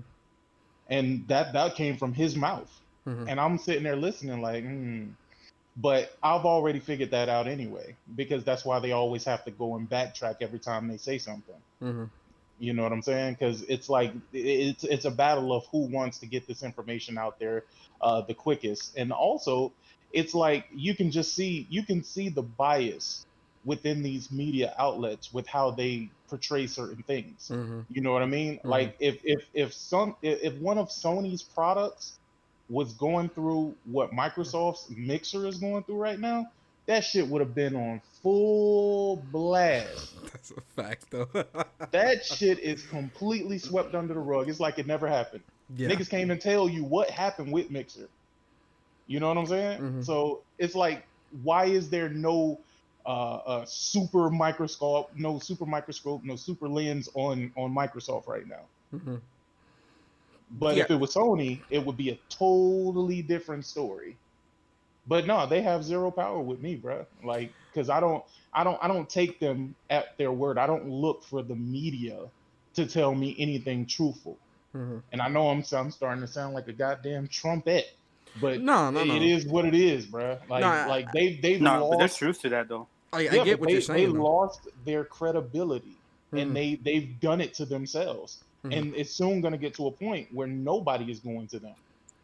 Well, And no, that's What I do you agree. think, I Taylor? agree with you, though, because when it comes to, in terms of like the power over me, I'm 100% with you. Like, these media sites, they don't control how I react to gaming, because I always say, well, did PlayStation say this? Like, where's the source? Like, with the whole PlayStation rumor, or like, remember that whole rumor shit that was happening at the beginning, early in the year, where, oh, every rumor, this was this, and I'm like, what's your source? I'm waiting till PlayStation tell me, because you guys keep being wrong, but then keep trying to. You notice how like some of these rumor guys, they're wrong, but then they still trying to like look like, oh, see, I told you guys. What you tell us, because what you told us was wrong. So Review what check. do you? So I agree. Like when it comes to media, they don't control how I react to games. Just like reviews, I don't use reviews to determine my purchases, and I'm not looking to somebody else to tell me what to and not to buy. If something is interesting to me, I'm gonna pick it up because I'm gonna support the developer and I'm interested. But I get that everyone doesn't have disposable income like I do, so they have to be more frugal or more choosing with what they can and can't buy. So that's probably, and That's then an excuse. it is an excuse, but I want to throw him a bone. And then the other side of it is, a lot of people just look to reviews. I don't understand it. I'm gonna be honest. I don't understand it. But that's what it is. That's the power that I'm speaking to. So not over me, not over you, not over anybody here, but in a vast majority of the gaming community, a lot of people look at a lot of these media sites as the end all be all to information, the end all be all to what is or isn't happening with a game or company, the end all be all to a game's success when it comes to Metacritic scores and review scores and stuff like that. That's when I speak to power. I'm not, in terms of me, I'm absolved of that. You, everybody here, definitely absolved of that. But that power, I have to acknowledge it is there because I see it in how the community reacts. That's the power that I'm speaking to, because the community is very reactionary to what information is put out there by these media sites. I So I just understand what you are saying, and honestly, I understood before what you were talking about. So it's not even like I don't get where you're going with that. I Mm-hmm. know exactly where you're going with the journalists and the power and yada yada yada. But here's what I want you to keep in mind, right? If you have to tell me what's good and what I should play, am I even really a part of this community? Mm. I mean, we got to start separating. We got to start separating this shit. Mm-hmm. First of all, you have to to a certain degree you have to take chances when it comes to these games. Like anything in life, nothing is ever guaranteed, right? So, I might go and pick up some, I don't know, some pineapple from freaking Walmart, right? But the pineapple may not necessarily be good, but I have to go and I'm gonna pick that pineapple up. Mm-hmm. I'm sorry, Mm-hmm. but I just feel like I don't know. I get it, and I get where you're coming from. I just feel like gaming journalism is dead. I'm sorry, when it did it doesn't die? exist. You When know did it die? why? Ace, it died a long time ago, bro. Because now when I look at these quote unquote journalists, I just see opportunists. I see people looking for an opportunity. That's all I see. I don't see somebody who really has a passion for gaming. Most of these people don't even like video games. If you listen to them enough, they don't even like video games, much less they don't have time to play video games. If I have to give out any shout outs to any people who work in the industry as far as journalism and shit, it would have to be Tony Ramadev. Oh, Y'all know who I'm okay. talking about. Yeah, I know Tony you're talking about. Yeah, Polanco. Tony Polanco. I would have to give it to him because I've seen this dude playing his fucking games. You know what I'm saying? And he still has a passion for playing. My bad, Chris Righteous. No, But you go. he still has a passion for playing his games versus most of these other people. They just looking for the opportunity to talk to other people in the industry. They don't really care about the games. They don't care what score these games get. As a matter of fact, they look at you like you crazy because you care about the score that these games get. Because they can't understand from within why you feel this way about this game. They don't understand why you feel this way about gaming in general. They don't understand why you're so passionate about this because this is their job. It doesn't mean that you like it. It's your job. I'm going to tell you, working in the industry, what people don't understand and what people don't know about me is this is not something new to me. I didn't just start working with computers. I literally used to work freaking fixing computers. That's all I did all day, every day. And literally, I hated it. I hated it to death because it became a job. Yeah. Because it became a job. I'm talking about breaking down laptops. Yeah. I know what you're talking about. I used to do that. That was a lot of Yeah. like my very first job working in IT. I was a Exactly. grunt. I was imaging computers, carrying big ass towers up and down stairs, fixing, changing out GPUs and all. It's funny. I loved gaming. I mean, not gaming. I loved technology and computers and stuff like that. But my idea of what I wanted to do with IT wasn't that. But when I first got my certifications and got into I keep saying gaming, into IT, I had to start there. Like I was a grunt. Making like 15 an hour. And I was a grunt, straight up. I was a grunt. Bruh, I had to work my way up to what I am now. Oh God, if a person tried to come to me and pay me $15, I'd smack the shit out of them. I mean, I was 18. Well, I was what was I, 20? Serious, I was 20. Listen.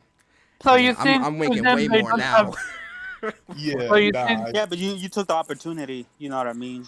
At that Well, time, I had you no were young. experience. Yeah, Even though I exactly. had the certification, because this is when I had got my A+, I still was fresh in the field. So I had so to right start now. somewhere. Yeah, sometimes you got to start, at the bottom. Somewhere. A+ means nothing in the field nowadays, Oh, bro. no. Bring that shit to me if you want, nigga. I'm gonna look Yo, at your ass the crazy way the like, field the is fuck is changed is, they didn't want you to be like a cloud practitioner, network security, Yeah. sysanalyst, like cyber analyst and all. Like CompTIA, A+ don't get you. You gotta. It's A+ gets you nothing. It's a lot more now, and everything is moving more towards networking than anything. If you don't believe me, Cloud-based and networking. yeah, if you don't believe me, go and try and get a job. Go and try and get a job in the field that you're trying to get a job in, and you you'll better know some realize- Python coding experience. You better know at least Python and PowerShell and GAM. And it's funny because those are the basics. That isn't even going extreme. That's the funny basic. part about it. Yeah. But no. Here's the thing though. Like it's crazy because I feel like I've stereotyped these people now.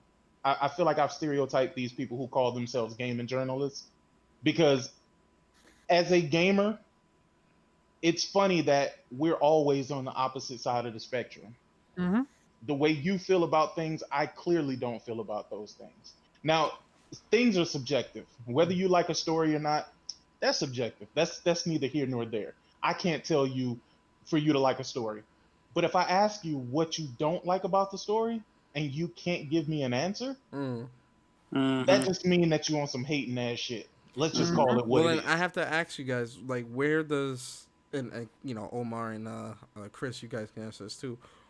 Where does gaming journalism, just period, like at this point, especially seeing what Mitch Dyer has said, and the countless other, misinformation and things that just keeps getting thrown out there and misconstrued and stuff like that. Where does Can I say one thing? Sure. Can I say one thing about that? Yeah. And it's not going to be long, I promise. No, Guys. no. Listen, you got the floor, bro. Like, this is an open chat. Yeah, no. The thing is, I'm still working, so Oh I Lord. Do your thing, no brother.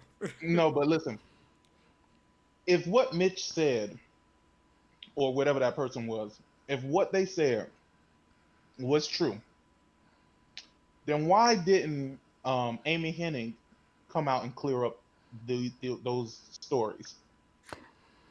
Because it was benefiting her. I think. I don't think that's it. I just think that like a company like Naughty Dog usually has some type of like after you leave the company, it's like you can't say nothing for a very long time. You know what I mean? So maybe she couldn't comment on whether it happened or it didn't happen. No, Well, she no, kind of. I She think. could have at least.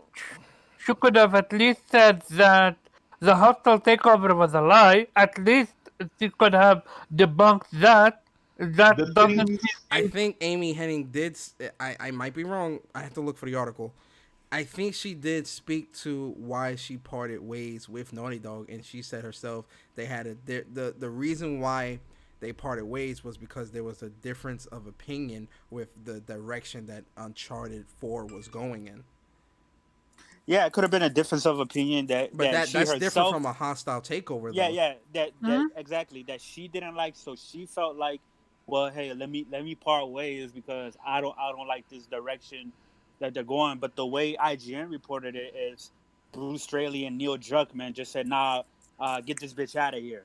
You know what I Mhm. mean? Nah, I mean, So I think the reason why she didn't, or Naughty Dog, I can't remember. I have to look at the article. While y'all talking, I'll search it up.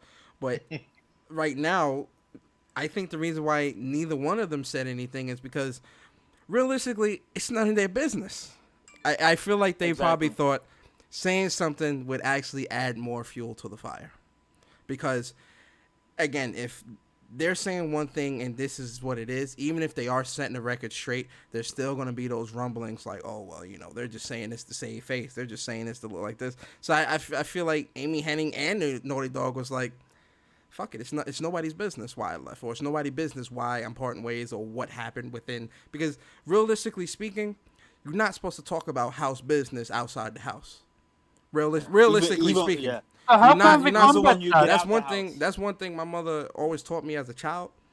Um, you know, when you going to school and all this, don't be telling people what going on in this house because realistically it's nobody's business.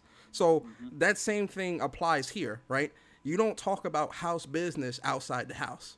Yeah, I used to get told that after I got a good ass whooping. Yeah. Oh yeah. Oh yeah. Oh yeah. Nah, Yeah. Listen, nah, So, even sick. even Sick. I even feel when like you. Sick. I feel like you and I kind of walked a couple of same paths in life. Trust me. nah, but even when you leave the house, for example, like even when Amy Henning leaves, right, and then all of a sudden she decides to to tell all the secrets and all the stuff about what happened over there at Naughty Dog, is gonna put a bad rap on her. But that's what I was saying. Not from Naughty Dog himself, but from other companies looking to hire Yes. her because they're Perfect, gonna be Chris. like, Yes.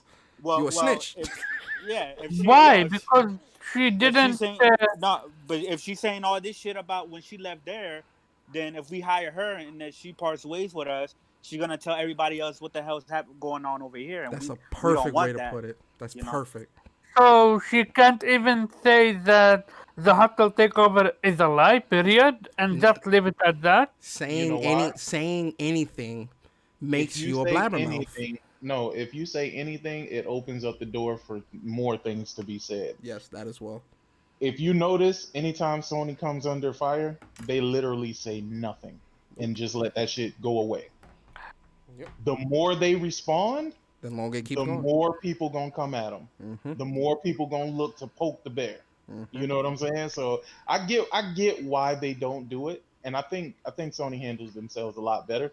By the way, I got that platinum in Last of Us 2. How the fuck did you do that so fast? Oh nigga, it It's He a wasn't said day. I fast. was watching his podcast earlier because he said that because I was going to do the chapter select, but it removes all the chapters. So Six said he Yeah, did I it listened backwards. to it, but I You fell you have to asleep. do it He backwards. did it If you don't backwards. do it backwards, then you're gonna have to play all the way through the game again to get back to that point. I'm Yeah. going to What do you actually mean? play What the do you game mean? a Do it second backwards? time. So you don't start from the Okay, first chapter, you start from the last chapter and go back. exactly. So basically, what happens is I beat the game, right? And Hmm. once I beat the game, it creates an auto save after you beat the game. Do Mhm. not delete that. Go to that autosave and create a manual save from that autosave. That way you always have a copy of that particular point. Then what I did is I went to each chapter in reverse and got all of the different things in reverse. Yeah. And it was funny because I ended up missing a whole bunch of shit. And I I was like, did yo, too, I thought bro. I did good. I thought I did good. I was searching Yeah, for everywhere real, and I missed a 'cause- lot of stuff. I'm like, how the hell? For real? 'Cause I think Especially I'm in doing the good in too, the 'cause I'm in the searching Abby everything. sections, I missed a lot of shit. I'm like, how the hell did I miss all this stuff? What? Mhm. Now I had to play through the game again though. I had to go through the game again because you have to upgrade all of your shit. Yeah, you still And got you to go can't through the do that game. yeah, you can't do that in you can't do that in without doing New Game Plus. Yeah. It's impossible. Yeah, you got to do that. Yeah, I'm gonna do that. I'm gonna play through it again, and then after I do that, if I gotta go back and get all the collectibles or whatever, then I'll do it the way y'all said it. Yeah. You know the funny thing is throughout the game I was posting screenshots and shit, and I did that shit perfectly. I purposely, not perfectly, but I did it purposely to kind of put what I was doing in some sort of chronological order. Yeah. You know what I'm saying? Oh, And it's funny because a lot of people didn't pay attention to a lot of the screenshots that I was putting up there, but I was catching specific scenarios and specific situations. And if people would have understood that, they would have saw that I was going in reverse Mm-hmm. when I was taking the screenshots. And by the time I finished, I ended up at the beginning doing the screenshot that I did from the beginning, and I did that from day one when I started playing. So it took me about 4 days? No, 5 days. No, 3 days. Yeah. The 19th is when it came out. I got the platinum yesterday. Yep. So about 4 3 days. days. 3 days. 3. Yep. 3 days. And I loved every minute of that game. Facts. Oh my god. When are you doing your spoiler cast? Because I'm doing mine Every on Thursday. Yeah. I'm probably going to do it next week. I'm I doing would mine love on to. Thursday. Yeah, I'm gonna be on that. Because I got a lot to say about like. Me too. I'm waiting for Barry to finish it. He ain't beat the game yet. Yeah. Nah, I haven't either. Like I said, I just got to the Abby section like literally like an hour ago. But Yeah. I'll be on Yeah, your shit but, though. If you need people to come through, I'll come through. I Oh, would yeah, come for through too. For sure. It's Why the fuck does the I'm game going in get so detail much though. I'm going in detail Oh, though. listen. Me too. yeah. Yeah. I've been holding back. Yo, it's so Yeah, many. trying Yo, not to listen. be a It's fuck nigga, bro. it's so many story like plots and story points that I want to Yeah. talk about in like And there's areas a- of the game. yeah. It sucks that I like because I'm trying not to like because I got like so. I got screenshots and video that I want to post on YouTube and social media, but I can't. Yeah. So it's like, Yeah, I haven't been posting really Yeah. that much, except like the first thing I posted. But yeah, not because I have a lot to say. Because some of the complaints I'm hearing about the story from people, it's all bullshit. at least Of from the course ones who it's play the bullshit. game, not the ones who haven't played the game. Because to them, I don't give a fuck about what they feel. But the people who played the game, I feel like a lot of those complaints is a result of them not truly paying attention to what happened in the first game. You know what I mean? Yeah. Because there's just something I'm not gonna say it here, but there's just some things that some people are saying, well, this doesn't make sense. This doesn't, and no, if you actually paid attention, it completely makes sense. Listen, You know what I mean? every aspect of that game makes sense. Makes sense. And this yeah. is Yes, why I I said agree. on So social far. media. So This far, is why I said on Twitter, I had to sleep on it once I beat the game. But once I did. slept on it, and I'm like, that person that dies, they deserved it. Yeah. I didn't. Yeah. You know what? I Yeah. didn't sleep on it. I didn't have to sleep on it. I lived that game. I lived. No. Listen to me when I say this. I lived that game Yeah. from the beginning. I put myself in Ellie's shoes from the beginning. By the end of the game, I liked Abby A more lot than more. Ellie. Yes, Oh, I did. yeah? Yo, Yeah. yo, Yeah, Sick. and I'm glad- Tell me if you agree. Abby's mission sections were better, in my opinion. Yeah. They were better. Can we talk about not right now, but yo, that high rise section, we're the not gonna- hospital we're not gonna section. talk Nah, don't say about that. Don't say that. Cause Nah, we're not gonna talk No, we're not gonna about talk Abby. about it, but Yeah. Oh, yeah, we sick can talk. sick know what I'm talking about when I say high I do. rise. With you and Lev. Yo, high rise. Then that hospital Yeah. underneath. That hospital, that flat that you go into, that whole section, the section with the sniper. I fucking love that section with See, That the was I sniper. haven't yo. played That yet. section with Yo, the come on, sniper was man. definitely Don't say nothing. Don't was say definitely a nothing. callback to Don't say nothing. Last was One. But they did it Definitely in for- such an amazing way, Yeah, like but the don't say twist nothing. Don't say and nothing. I haven't No, turn. got no, there. no. We're not. I'm I not gonna haven't say got there. nothing. Don't No, I'm worry, not we gonna will say not nothing. No, I'm spoil not saying anything. nothing. I'm not saying We nothing. will not say Okay, anything. so let me ask you something because this from the I've been going back and forth with the people, right? For the ones that haven't played the game. Not that I give a fuck about their opinion, but I just wanted to make a point. Because some people think that they didn't have to play the game, that they got the experience of the story by just watching it on stream. And to me, and my argument was like, no, if you playing the game, like experiencing the story, playing the game is different in a video game than just watching the game being on YouTube or anything like that. Because to me, it's like when you're actually experiencing these things, you have more appreciation of what you're going through as the player alongside the character that you're playing. Because to me, like for example, and this is not a spoiler because everybody knows about the WLF and the Scars, right? Before the game came out, we all knew about those two factions. Yo, To that me, scar section was amazing. Oh my god. the very first Seraphics. time you do the Seraphites or the Scars, right? I just call them Scars. The very first time you actually encounter the Scars, that to me enhances their story of the build-up of you hearing about them throughout the Yeah. till you got You to learn that the part. most about the scars in Abby's section though, and when I tell you that scar, that Seraphite, I gotta shut up. Yeah, but what I'm saying- Abby but what- has so yeah. many highlight sections that like really just resonated more with me. Yo, I fucking love the boss fight. Is it just me or did they make don't the talk about it. boss Shh, fight? shh, shh. We can't talk. That's We can't talk. Come amazing. on, We're gonna don't go say down a nothing. path we can't return from. Mike I gonna don't say even nothing. I don't even want to hear nothing about a spider landing on a shoe or some shit like Oh that. no, we Like, good. We I'm good. sensitive. We're gonna move on. Good. We're gonna move on. Well, since I got y'all here, what's y'all thoughts on well, Sick, you were here when I was talking about the whole Avengers and the smart delivery and all this stuff. First Yeah, of all, Almighty, you can come we through, bro. Can we stop saying smart delivery, bro? Yeah, no, I don't say that. I say Like, crossplay. please. No. I would. Smart delivery. That's why I Niggas gave the are- explanation that I gave because a lot of people are confusing all of this back. Because remember, Sick, the goalpost moved from backwards compatibility to forward compatibility to optimize. The goalpost keeps moving. I mean, and it can keep moving. That's but my whole thing. The simple problem. Okay, so let me tell you what the biggest problem is with Xbox. Right, the biggest problem with Xbox is people are spending too much time trying to damage control for them and not enough time being critical to them. So unfortunately, we're never going to get an advancement with Xbox because the fan base does not require anything of them, right? So me personally, when I look at it, I look at it for what it is, right? I take it for what it is. It's just that it's a lost cause. It's a lost cause. All of this stuff that people hype up, smart delivery. You know they're trying to rationalize in their mind. They think that Microsoft can make people make their games smart delivery compatible.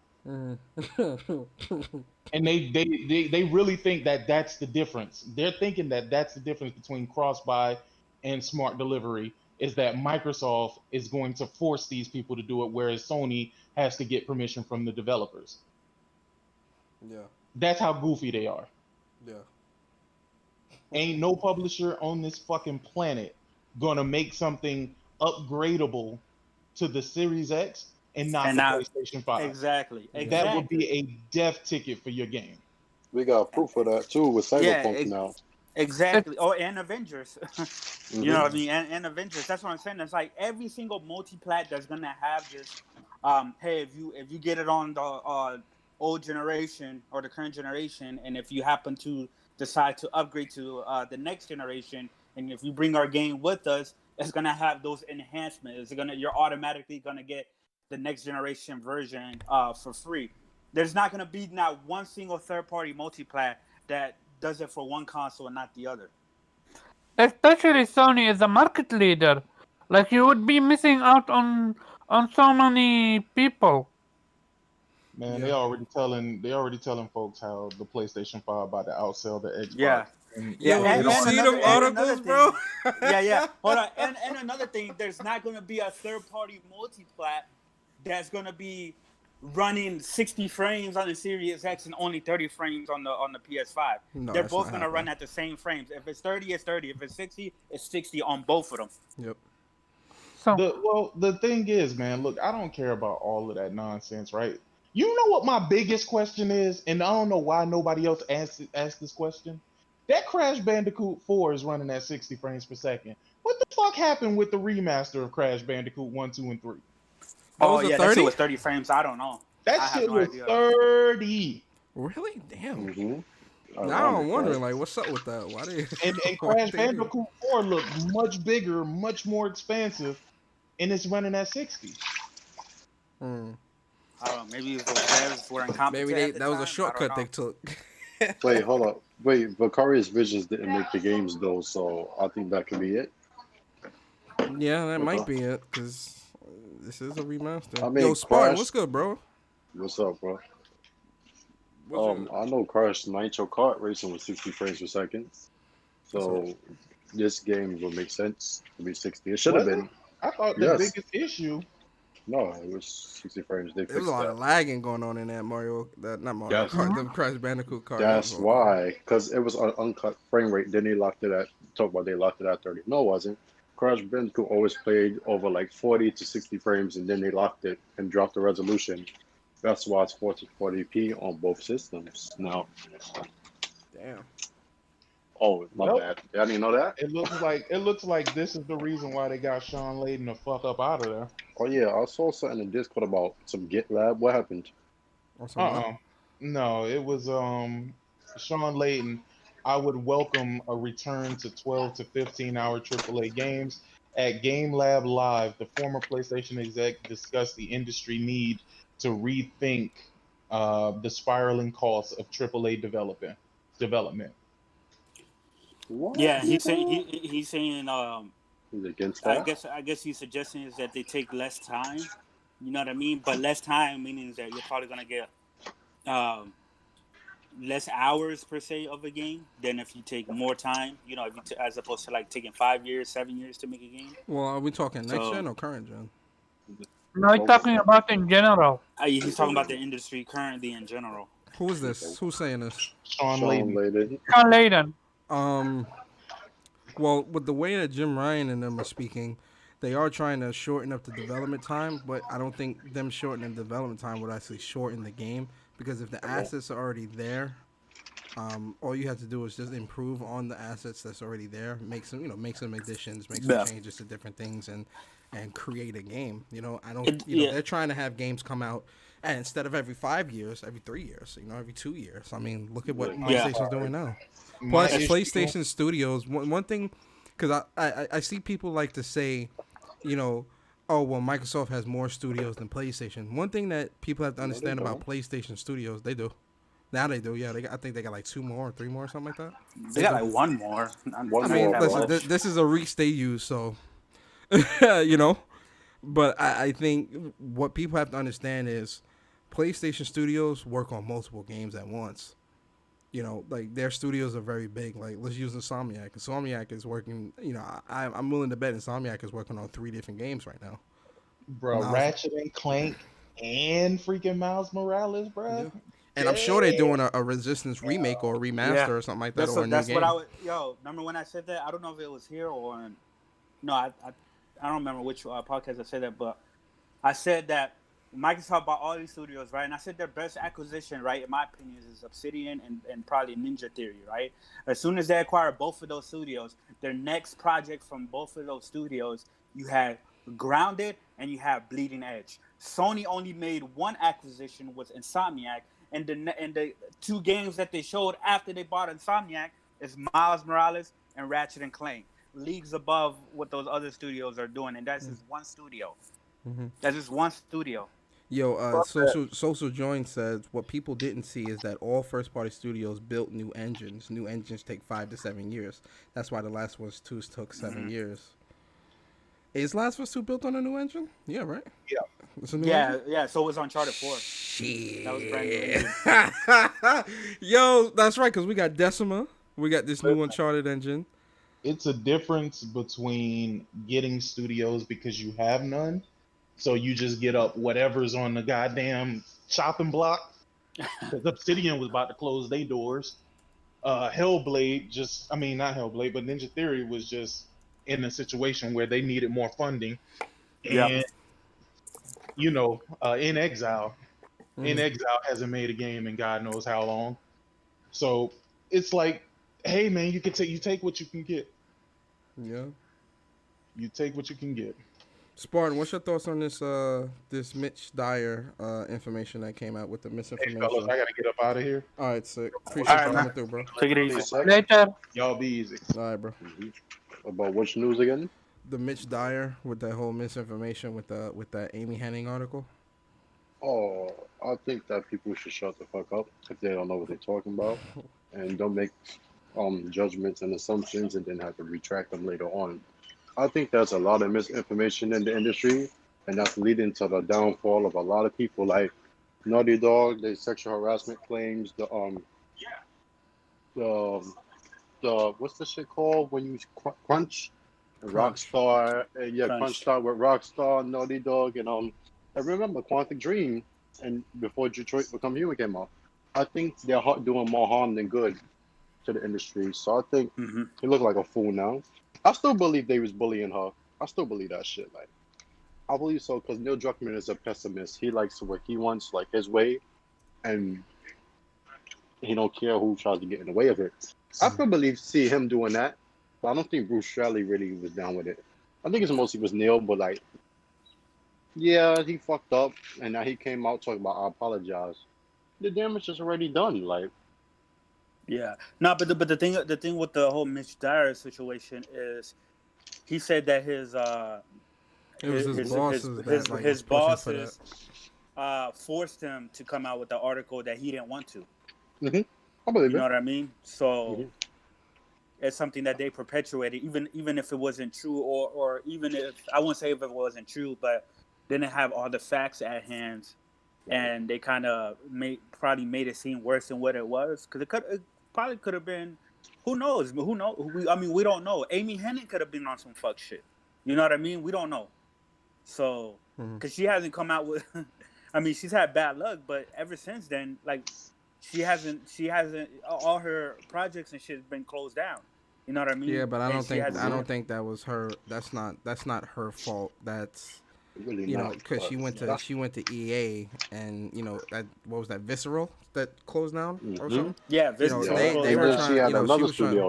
Why would she go to EA when EA is known to be the worst company? I mean, EA has money. EA is probably paying. They EA paying has that money. top dollar. I think you have to look at it as, the way we view certain companies. A lot of people within the industry aren't looking at it in the same right, because you're looking at it from a quality of game perspective, where they're looking at it as, how much money can I make doing what I do, type of thing, right? And even if someone is good at making games, and they make great games, and Amy Hennig is good at making games, right?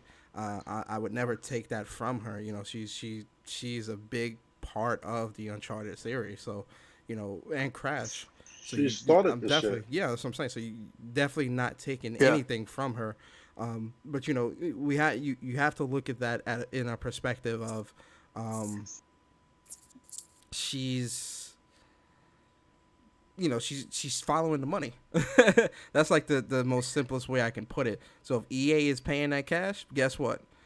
Sure, I'm with EA. And plus, developers have came out and said, like, we see EA as a very shitty company because the way they try to monetize their games, and they try to nickel and dime us or whatever. So to the consumers, we see EA as a very shitty company, right? And they are at with some of their games that they come out with, especially their sports game.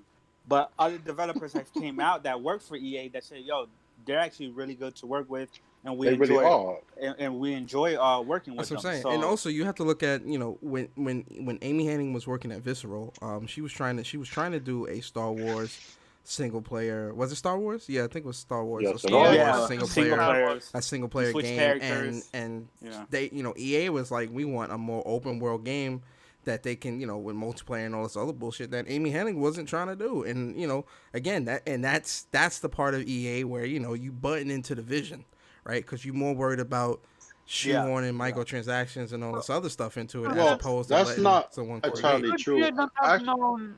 Should she not have known about it beforehand? Like, this is freaking EA. No, because EA EA made- has games that does just not like that. And plus, it wasn't that she wasn't trying to do it. It's just that the timeline. She wrote a single player story, and they wanted to switch to multiplayer.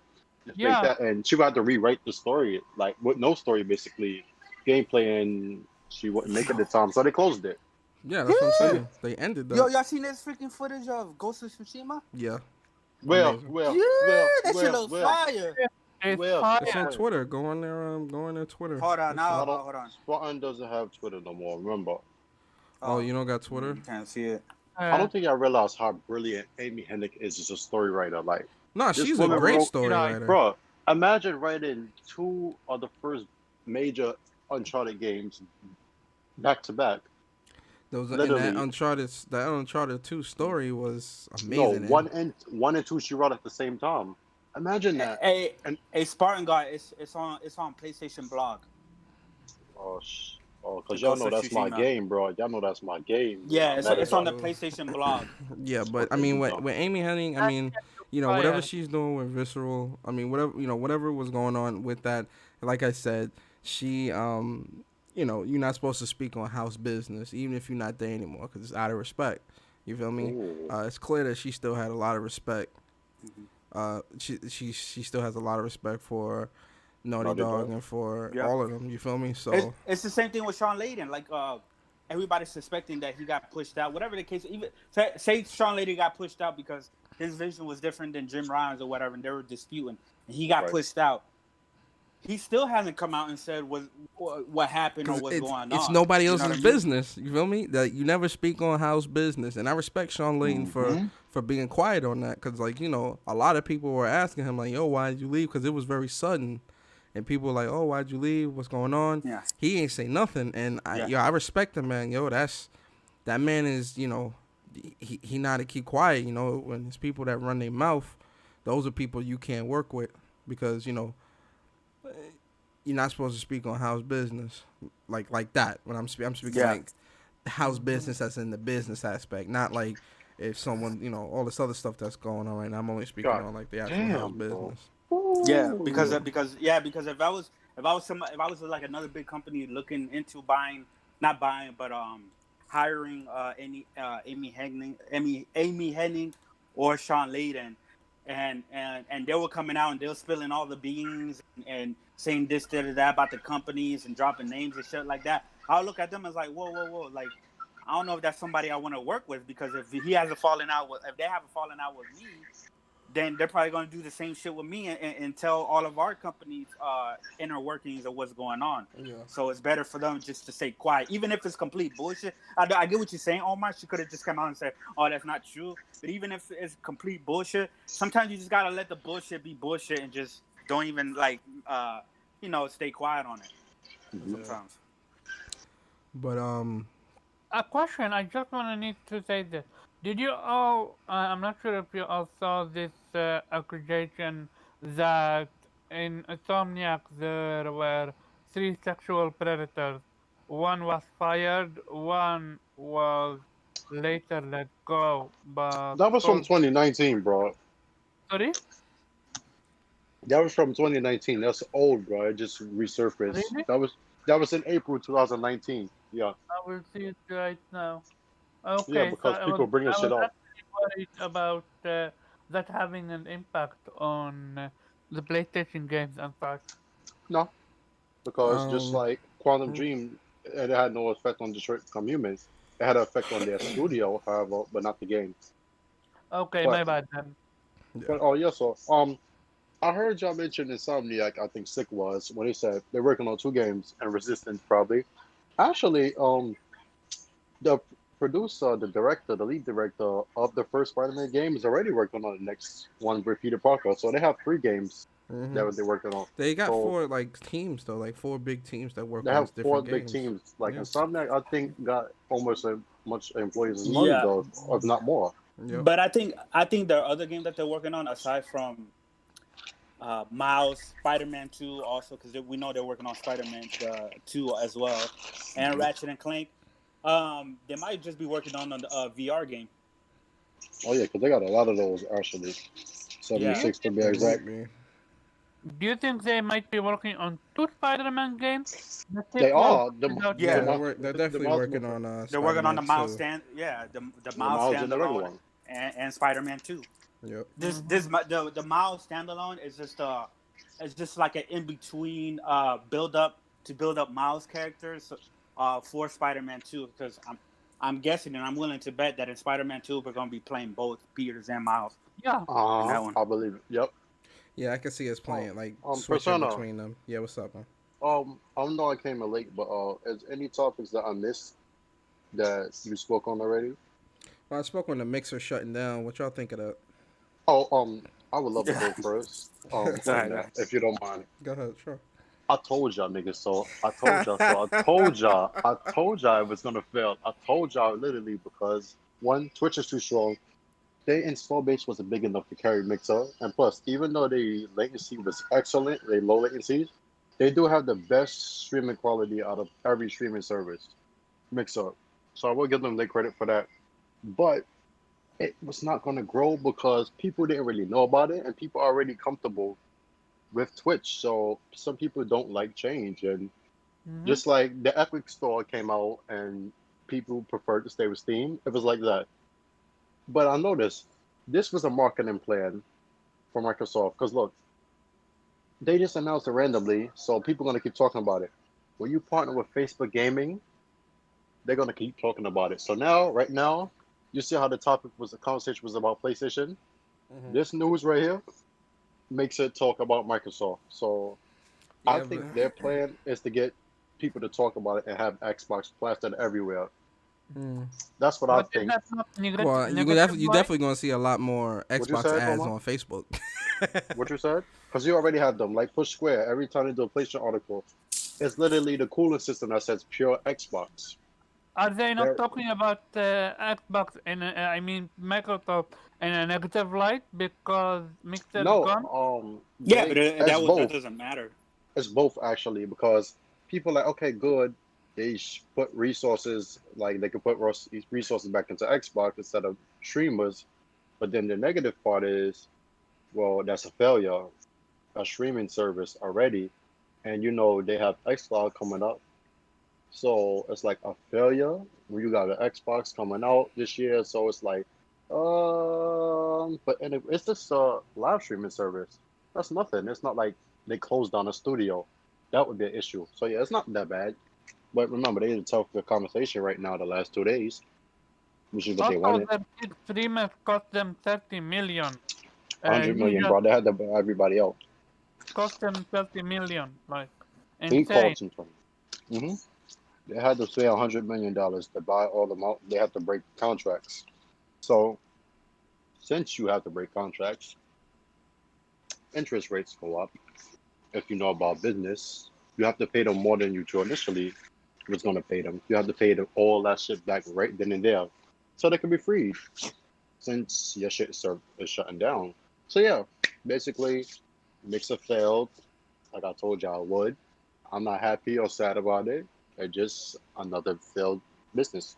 Just like PlayStation View did last year. Nothing would change. Still, we gotta wait till next month to see if Xbox brings the games. That's all I gotta say. Mm.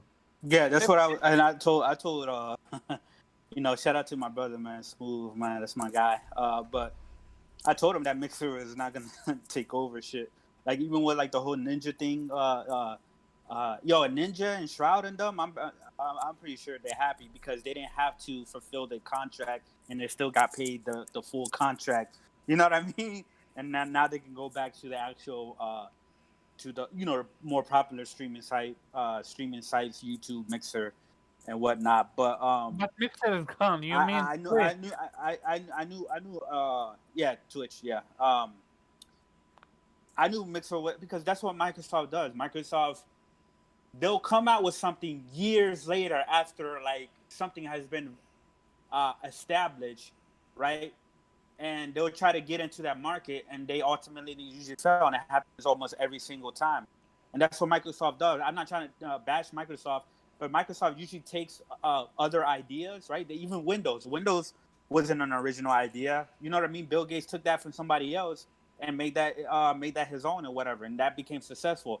But if you look at other stuff like the Zune, also, right, which in my opinion, the Zune was actually better than the iPod at its time, but because it came out after the iPod and iPod had so much popularity or whatever, they couldn't keep up with it and they had to shut it down. It's the same thing with the phones, right? The Windows phones, the Nokia and stuff like that. They shut them shits down.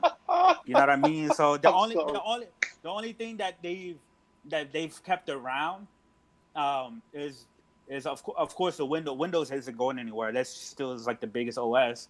The Xbox brand in the console, and the Surface tablet. The Surface tablet has actually worked out for them very well. But aside from that, everything else they try to come up with, they never innovate on, and there's usually something else that's that's way more popular that they're just not gonna compete with. Even though Mixer was good as far as stream quality, delays, and everything like that, it was better than Twitch in that regards. But was just too much of a Twitch has already been out for like what 7-8 years. That shit was already too much of a monster for Mixer to do anything. Oh, not to mention that Twitch is owned by Amazon and runs off Amazon service. Well, not only that, but PlayStation. I mean, not PlayStation. Xbox is technically in direct competition with Amazon because Amazon has AWS.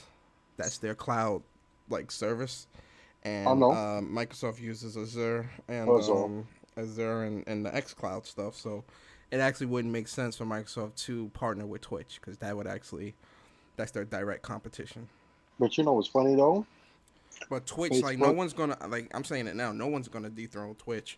If anything, Twitch will kind of dethrone themselves by like doing stupid policies and stuff like that. But Persona, the funny thing is that Facebook is one of Microsoft's biggest competitors as well in a lot of technological spaces. It's just that Facebook doesn't pose a cloud threat to Microsoft because they use Azure themselves. Did y'all know that?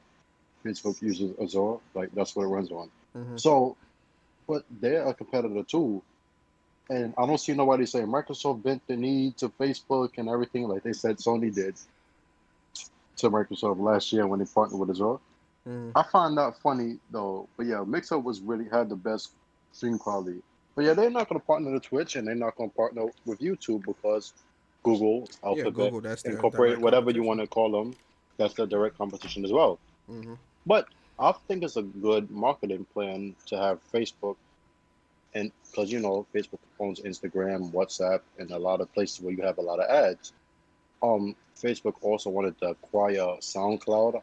I heard, and I'm like, that shit not gonna happen because that's a music site. So they wanted to acquire SoundCloud, and you know SoundCloud, they have ads as well. So I think Microsoft is going to plan to use Facebook to do the advertising for them for the Xbox Series X, for xCloud, for Game Pass, because you already see that shit on Facebook. Like if you type in Xbox into search, Game Pass will be the first thing you see. Yeah. So that's what I think about it.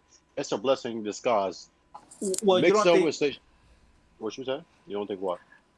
No, I was gonna say, yeah, Microsoft could do that, but since like they don't really own Facebook like that, like Facebook is also still gonna have ads for PlayStation 5 as well. So it's SoundCloud or anything like that, unless Microsoft can find a way for them not to promote the PlayStation 5. But I don't think that's really possible. I know PlayStation is gonna have it, but I'm saying, you know where you have the ads where they have them on the side. I think they're really gonna just use that as marketing. So they got because remember, Mixer at one point was advertising the PlayStation 4 Pro and God of War, the bundles. They actually started to sell them for Sony, which is weird. So I think Microsoft realizes, okay, we have Windows, which has ads. Facebook has ads. Instagram has ads. We can't use YouTube because that's our competitor. So we can partner with Facebook that have ads. They have 700 million accounts. Well, that's what I'm saying. Like, you're gonna start seeing a lot more Xbox ads on That's Facebook. that was smart because remember they want to reach 2 billion gamers. But What's the perfect I mean, way? but see, but no, I don't agree. Like, I mean, in terms of them reaching 2 billion, like, I feel like that's their goal, but I feel like they got like extreme tunnel vision, where They're like not, that's that's not all they happening. care about. Where it's like, oh, we just want to reach 2 billion by any means necessary, you know. And people keep saying like, I see, oh well, he didn't literally mean that. No, he literally did mean that, He mean and it. and we see it coming to fruition because But, look at the moves that they're making. Every game gonna The be on Game Pass, playable yeah, through the family of Xboxes, on PC, the I on hate that Steam, shit though. on the only way Facebook, they all this other the, stuff. the only way they can get close to that is they have to put all of their games Everywhere, On PlayStation. and Game Pass as well, everywhere. literally everywhere, which includes PlayStation and Nintendo. Oh, it's But coming. You know what I mean? It's but coming. let me correct this. For example, for first off, there's not 2 billion gamers in this world, right? There's 2 billion devices. Actually, the Exactly. correct number is 1.976, and I know because I do statistics as well. That's how many devices there is that's able to run games. There is not 2 billion gamers on this earth because most gamers on the earth is PC, and most of Yeah, but that is that's why like. they're trying to do the streaming stuff because the But streaming even you don't that, need that strong of PC a gamer is device. not going to use. But PC gamer is not going to use that shit, and Yeah, mobile but gamers is casuals not going to will. use it. No, they will not. They Why? will. Because casuals not going to go for PC. Casuals go for console and they go for mobile. But that's why they're trying to put it on phones and everywhere. Like that. That's why But there's but XCloud on the but phones, then and they're trying to do all that then other stuff. they don't like using controllers. They would rather use the screen, so they're not used to that. That's why. So That's why Microsoft making them cell phone type. yeah, but that's the plan. But Gears Pop was actually fun. Yes, I'm on record. You can record that. It actually was very fun of a game. It looked stupid at first when you look at them. They look funny, but it actually was a fun game. But like Which game? besides that, Gears Pop. Yeah. Um, but I don't think they're gonna catch on because I don't think they have the type of games like a mobile Halo. I can see them doing because the shit in Dave and Buster's happened. They will have to make a mobile version of every game that they have. Forza would be easy as fuck because just like Need for Speed, like they The will have to thing make every game for mobile. the thing we also got to measure is, and I don't know how to measure that, is how many of these mobile players um also have a console as well, and they don't just game whenever they're not at home. Because like Hmm. I could see like somebody's mom or somebody's grandmother or auntie or whatever, they'll get on and they'll play Candy Crush whatever for like a couple minutes or whatever, and they'll get off, and they won't feel the need to like expand like their gaming preferences or whatever. But I can't see a lot of people like under the age of maybe like 35 or something like that, like that just game on mobile and not want to expand and then get into more like traditional gaming and console gaming or PC gaming or stuff like that. That's Listen, correct. if we'll have to see what happens. I I don't definitely see it agree that working out. that two Do you billion. think I there don't see that happening. Do you Right. think there is too much, not too much? Who controls the market? Casuals or hardcore gamers? Casuals. Casuals. Casuals. Casual, yeah. Very Hardcore small. gamers are the minority. But Big group of hardcore minority. gamers, that's what I'm saying. Don't sleep on the hardcore gamers, because sometimes the hardcore gamers can can advertise their games to the casuals and they will catch on. You know what I Well, mean? not only Sometimes the that, but hardcore. hardcore gamers are the early adopters of like consoles Yeah. and different games and stuff like What that. do you So, mean an early adopter? so for example, with the PlayStation 5 and the Xbox Series X, most of the time when new tech releases, it's always the Uh-huh. early it's always the early Yeah. adopters that buy it first. Oh, Yeah, and okay, then it gotcha. trickles Yeah. down. Like most casuals will wait for a price drop before they buy a new console because Yeah. they view, why am I buying Oh this right my now? ass. Because oh, to make sure nothing's wrong with it, or those type of things that I say, and it's Yeah, like, we want to let and them work out the kinks before I buy it. And it's like, all right, whatever. I understand, and these companies need to cater to the hardcore gamer because a lot of times the hardcore gamer is the ones that's going to spend the most money. Yeah. You know what I mean? Oh, They're going to spend the most money and buy the most product from you. That's not necessarily. Well, I think Well, you get what I'm saying. I know. There's some casual casuals out are more there. likely to buy the more Yeah. frivolous things Yes, in yes. higher quantity. So More like likely to be whales. microtransactions and all that stuff. Yeah. Didn't they say the PS5 was for the hardcore gamer? Like I think last year. Didn't they say that? PS5 for Well, it everybody, is. man. They just, They they just, Yeah. they said that, and they also said consoles are niche, right? Yeah, they did. Yeah. yeah. So then No, let me ask you but this. they say. Oh, my bad, Omar. But No problem. Go ahead.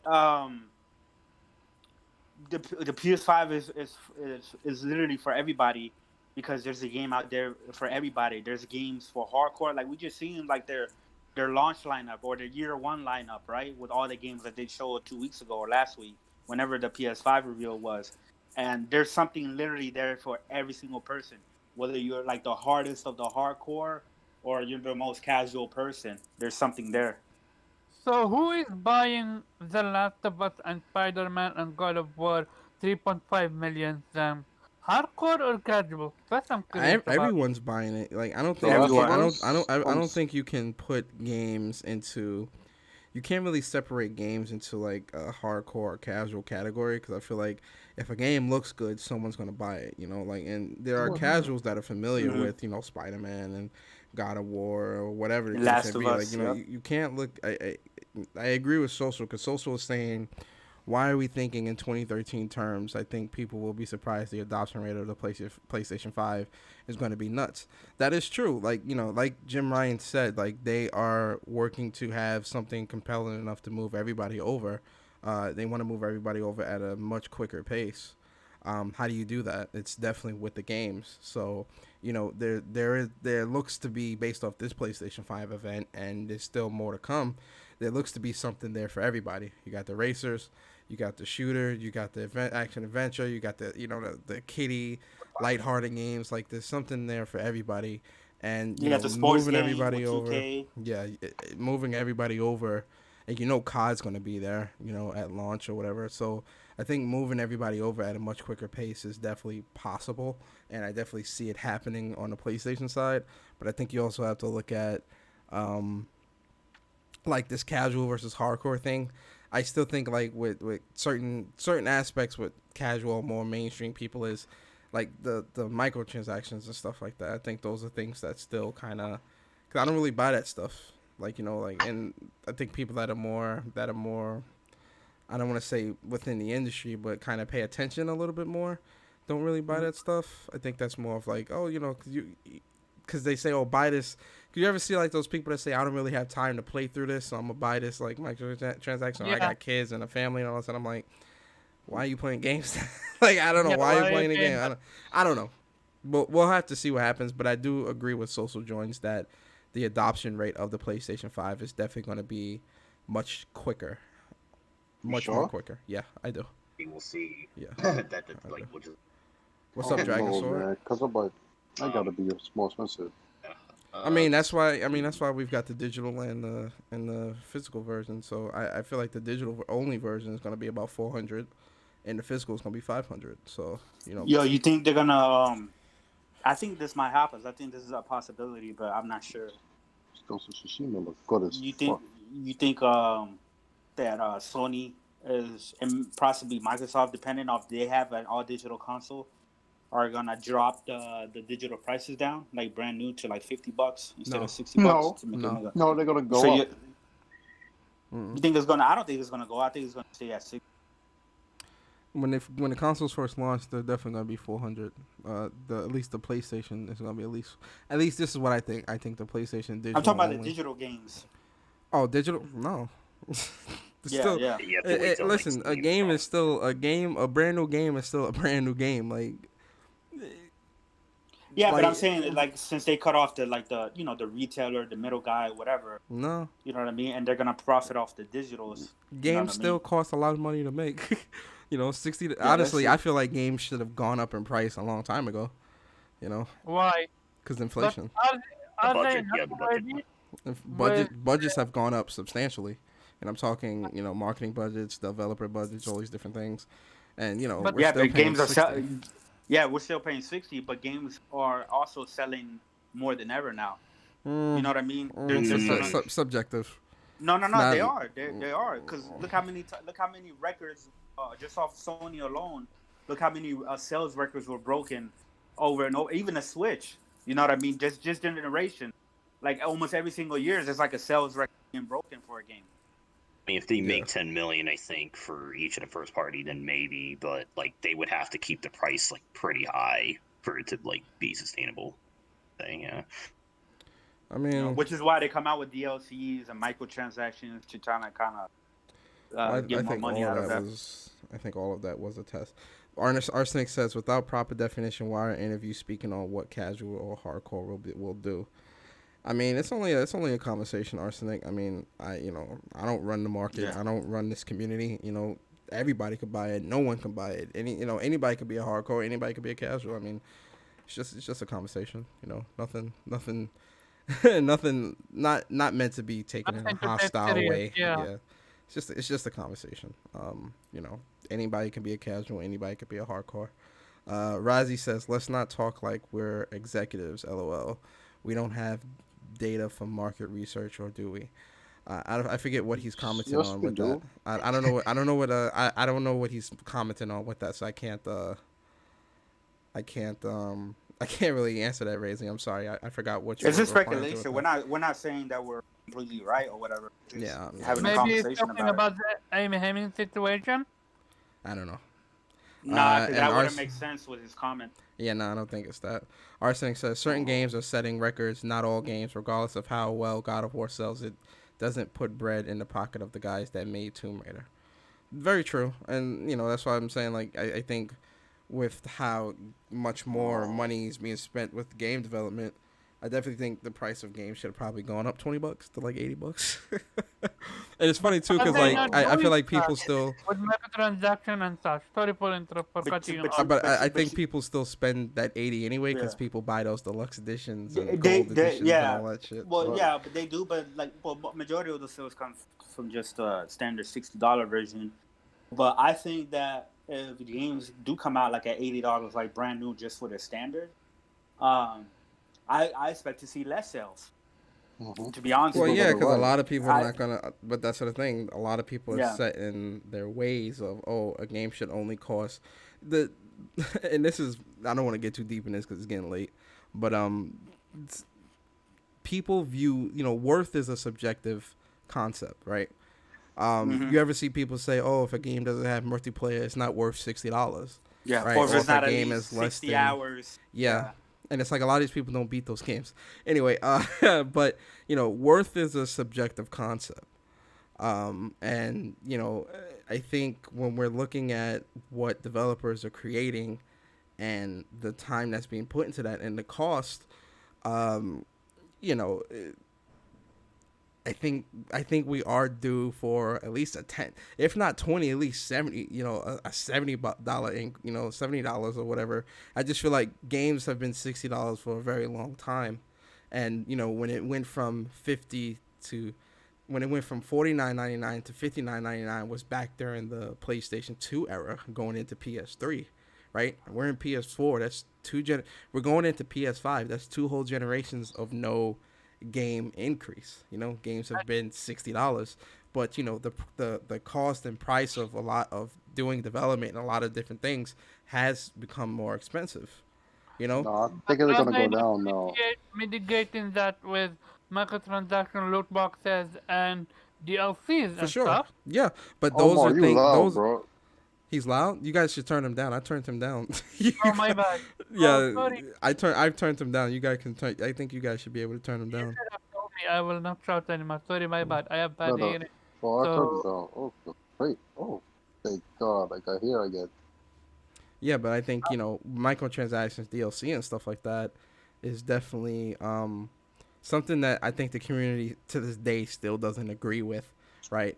But the alternative, which is paying a little extra for games, they don't want to do either. So it's like it's kind of a give and take situation where it's like, okay, you don't want to pay 70 or 80 or $70 for games, but you also don't like microtransactions and DLC and loot boxes.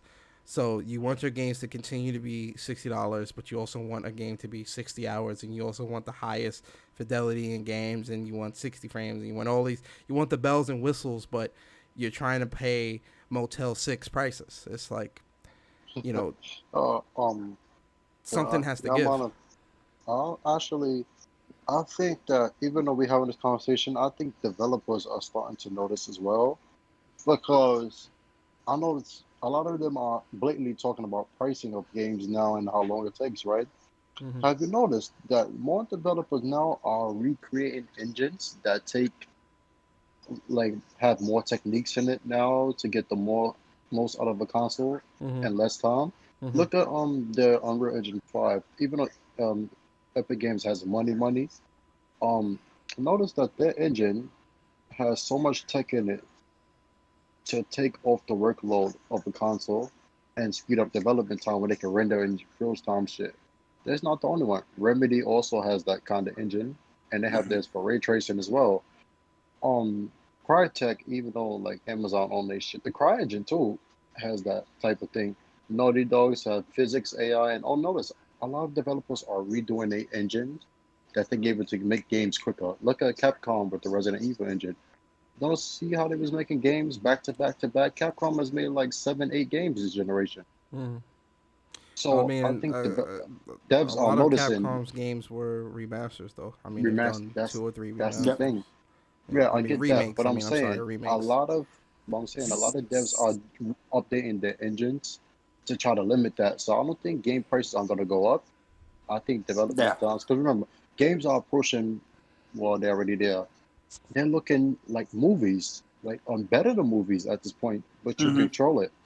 So I think that production costs, it costs a lot, but I think the engine is more, where it's taking up more time, like, and Yeah. money. Yeah. Well, hold So on. I want to say, because this is actually going to go back to the topic we talked about earlier. When Persona, you were saying the development and cost of games are getting higher and higher. People still want these games to be $60, even though the production is going higher. But doesn't that go back to what Sean Layden was just saying about he thinks that they should cut down development time to 3 years to cut the costs instead of mhm, 5 years or 7 years, whatever. You know what I mean? yeah. Yeah. And I believe Mark Cerny said that in his PS5, Rhodes PS5. Hmm. He Yeah, literally told you how he designed the PS5 to, it's like updated. Cut the It's time. new. Yeah, to cut the cut the time. time. The dev time, he said the PS2 was 1 to 2 months, I believe he Hmm. said, Hmm. and But just PS4, I because the believe, was dev also time that. is cut, that doesn't mean that big worlds still aren't being created.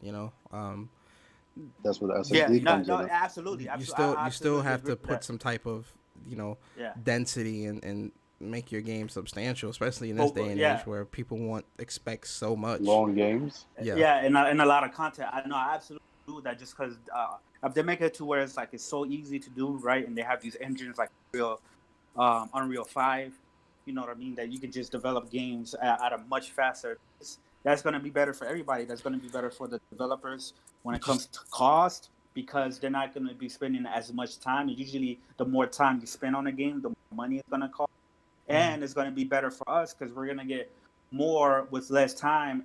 And also, the games prices don't have to go up as well. Okay, Well, you still can have to we also talk factor about in like artists, and there's a lot of factors that go into game development. I agree with you, Chris, that like the cost may go down, but I still think you have to look at like inflation and stuff like that, and how how like the economy has in terms of like the power of the dollar, and all these different things. There's a lot of things that get Oh factored into my that that's god. outside of that development process. But can we also talk Oh about my how goodness Christ. what's up, Elmander, man? Yo, you see, yo, There was a Did you lot of see Ghost background of noise. Tsushima?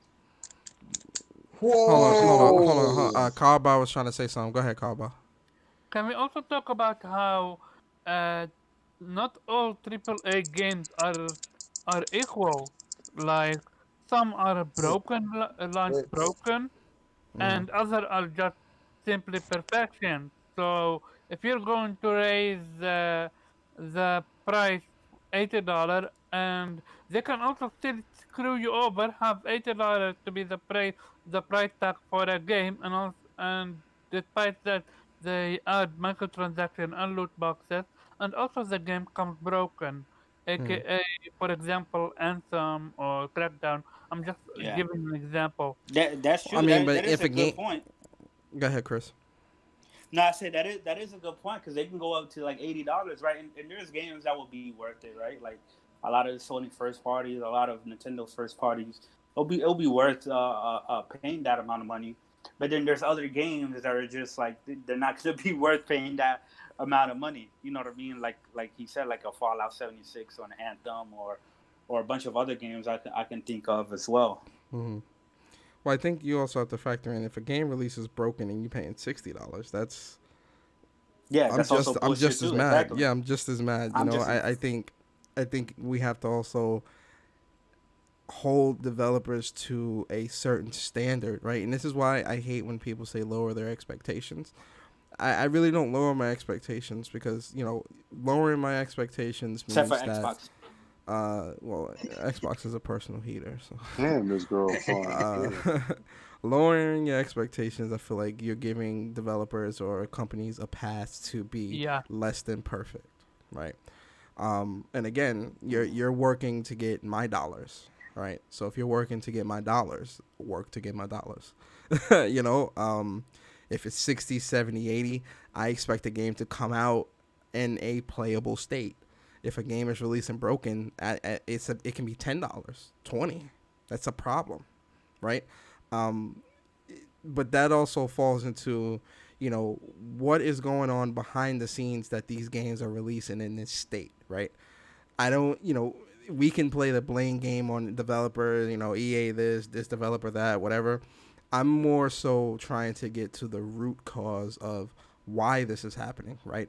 Is it, inexperience? Is it, lack of time in the development process? Like, what is causing these games to release in this state, right? That's the issue that needs to be looked at and fixed as a whole, industry wide. It's not geared towards a specific company or developer. It's period. Why is this game releasing like this, right? I think it's development date. When you give a certain release date, and you're bound to be, and companies have a hard time, um, what's called, oh my god, when you say the game is going to be coming out a later date, postpone the game. My bad. When you postpone a release date, then people take issue with it. So many things, and the hype for it dies. So I think companies try their best to meet a certain release date, and just if the game is broken, then they just fix it with patches, which is of course a bad business model. I mean, from what I'm hearing, it could also be because they've gotten lazy. One of This here, is they also a part. don't. Yeah, yeah. From one to here, they also don't clean their code, which is probably why the games end up being like big, like 60, 100 gigs. So that's a factor probably too. Well, could it also be, answer truthfully, guys, could it also be that um, developers are trying to reach a level of perfection that they just can't achieve? Too No, ambitious. because Not Sony is destroying too it. ambitious might be too ambitious might be the word, Chris. But what I mean is, gamers want companies to do this. They want developers to add this, do this, do that, do this, do that. Could part of it be that they're trying to please everybody and losing sight of their vision, right? Which could be throwing Yes. off the development process. Could we Yes. agree that that's part of it? That's But that's Sony definitely games, that's definitely part of it, and also, um, I think a lot of it has to do was pretty much time management, like the way the company is being managed, who's ever managing it, and also Okay. the funding and the budget, because a lot of times we see a game that comes out and we don't like it, or we don't agree with this, we don't agree with that.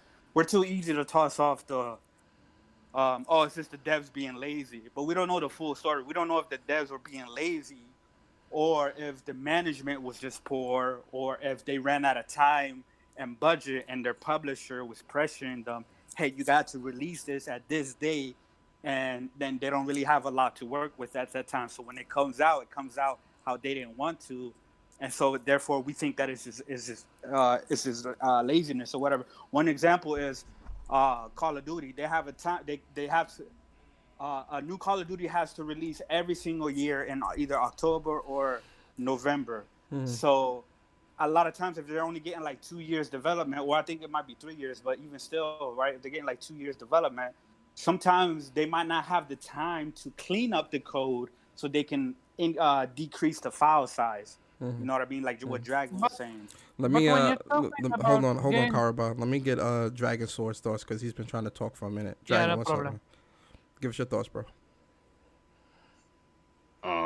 I guess as far as which one, because I know we were talking about, I'm pretty sure like misinformation. Well, that might have been a while ago. In terms of like what we're talking about now with like game development and the cost and price of games and stuff like that. I mean, I think ever since like HC development, I think came to existence, it's like gotten that much higher, and it's the reason why companies get shut down. It's the reason why might have been, I guess, prediction that there might be a video game crash coming in like a decade or something like that. I mean, this is like 6 years ago. It's still probably still relevant to this day to an extent. So Yeah. Okay. Well, you got a voice like a radio, well, like. It was very relaxing to listen to. Right, before you. Yo, can you hear But me? but you were, yo. Papi, coloco ahí. Yeah, what's going on, bro? Karaba, go ahead, man. Give us your thoughts. Yeah, okay, so the thing is, look at games like Fallout.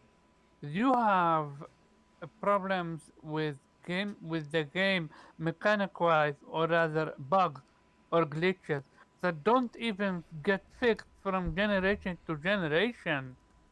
Yeah, It's like, that's laziness right there. I can say that. I can say that definitely what Bethesda does with Fallout, and they keep reusing the same engine from like 2001 or some shit like that, and they don't want to change the engine. They don't want to improve it, some shit like that. I could definitely say that that's definitely lazy, and they're trying to do as less work as possible to maximize of the money. And look what happened, right? The game came out completely fucked up. Everybody shitted on the game and lost the money.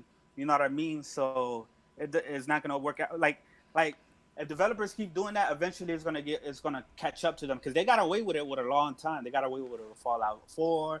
They got away with it with Skyrim, with Fallout 3, and all that other stuff. So eventually it's gonna catch up to them. You know what I mean? So, but yeah, my bad. Omar, I didn't mean to interrupt. Yeah, bro.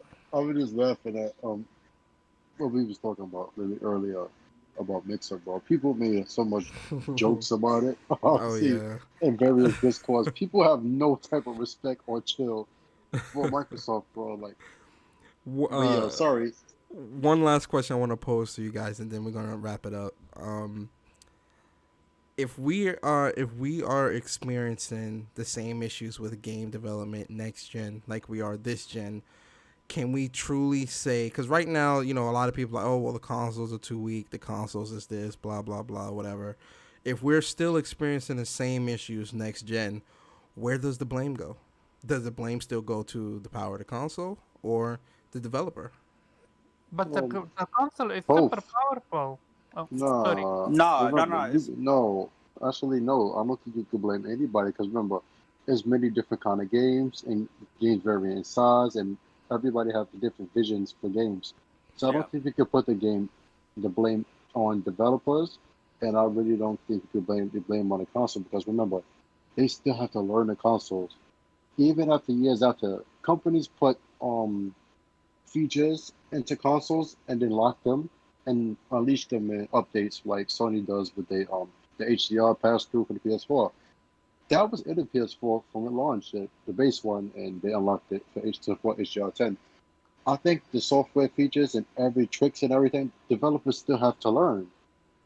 So Yeah, it's yeah. not But they're it's not still their but they're fault. still dealing with an x86 architecture. So No, that's not it. But remember, it's the same architecture, but it's still a different system. mhm, Like they But they're don't know how also far they can push it. mhm, well, they're mhm. also developing from the ground up as far as game design now for for an SSD, which they haven't, which developers Right. haven't done that before. You know what I mean? So Even on that's gonna take PC. time. But not only, but it to me is really gonna as far as who's to blame is really going to depend on the developers and these companies because if like what I was just saying, Bethesda, if their next game comes out with the same exact problems, that's all Bethesda. That has nothing to do with the console, you know what I mean, or Sony or the PlayStation 5 or the Xbox Series X. And if they come out in the next Sky or the next Elder Scrolls or Starfield, whatever they're coming out, if it has the same exact bugs, the same problem, the same glitchy and shit like that, then they are completely the ones to blame, and Chris? and it Well, doesn't fall on the I consoles. will I will say something that when it comes to that, Anthem is a perfect example. That game Oh shit. was rushed because when we saw back in E3 on the Microsoft E3, that was just like too good to be true, right? We were like blown away. When we got the final product, it was nothing like that. It was just they gave us pretty much the alpha. They didn't give us like pretty much have all the game. It just looked too good, and that game has so much potential because I think that game should have skipped this gen and pushed to the next gen because that game needed more time. And I don't think Bethesda wanted to deliver the game like that. Also, I think I gotta put blame on EA because they were trying to rush that game, and I bet Bethesda didn't want to put that game out like that because that game was missing a Well, lot of stuff. There you was talking about Bioware, not Bethesda. Bioware. no about Bethesda, crap, Bioware. Excuse me, please. I'm Wait, which game are we Bioware. talking Like, about? Fallout He's talking about 76? No, no, he's talking about Anthem. He's talking about Anthem. He's But using but the but Ah, example. didn't it yeah, came out that EA gave him like 7 years to come out with Anthem, and No, years. it was it like was a five. brainstorm. No, it wasn't like it was like a concept. Like really, they was thinking about. But Remember, they get it But they gave wasn't him a long 7 years. time. but It might have Destiny not had been the same 7 years, issue. but hold on, it might not have been 7 years. But I remember, I think it was Jason Schreier. Somebody published an article about what happened to Anthem, and they were pretty much saying that this time around, it was an EA rushing. Well, EA rushed them at the end because they were taking too long to Long, even right? build the game, to even But Well, to even start building the game. yeah, Not even 18 not months. even to finish the game, but to even start building because they didn't start building the game until that E3 when they first showed Anthem for the first time. That's when yeah. they officially started building the game, which was like it took a Well, year and a half, which is actually impressive if you think about it. That they came no, out with a but game. yeah, no, but like if the game, as you say, took 7 years to make, if they give them 7 years. Now that right there, I will take Bioware's fault because Bioware is a big freaking studio. Like I should sometimes I do like fall back. I'm like, hold on, man, how this game come like this? And Bioware is a freaking big ass studio with like what 400 people in that studio, mhm. They're and not the same. how they cannot like what? How They're much? not this. They're not the same. Bioware. Remember, like They a lot a of lot of people Bioware's. left.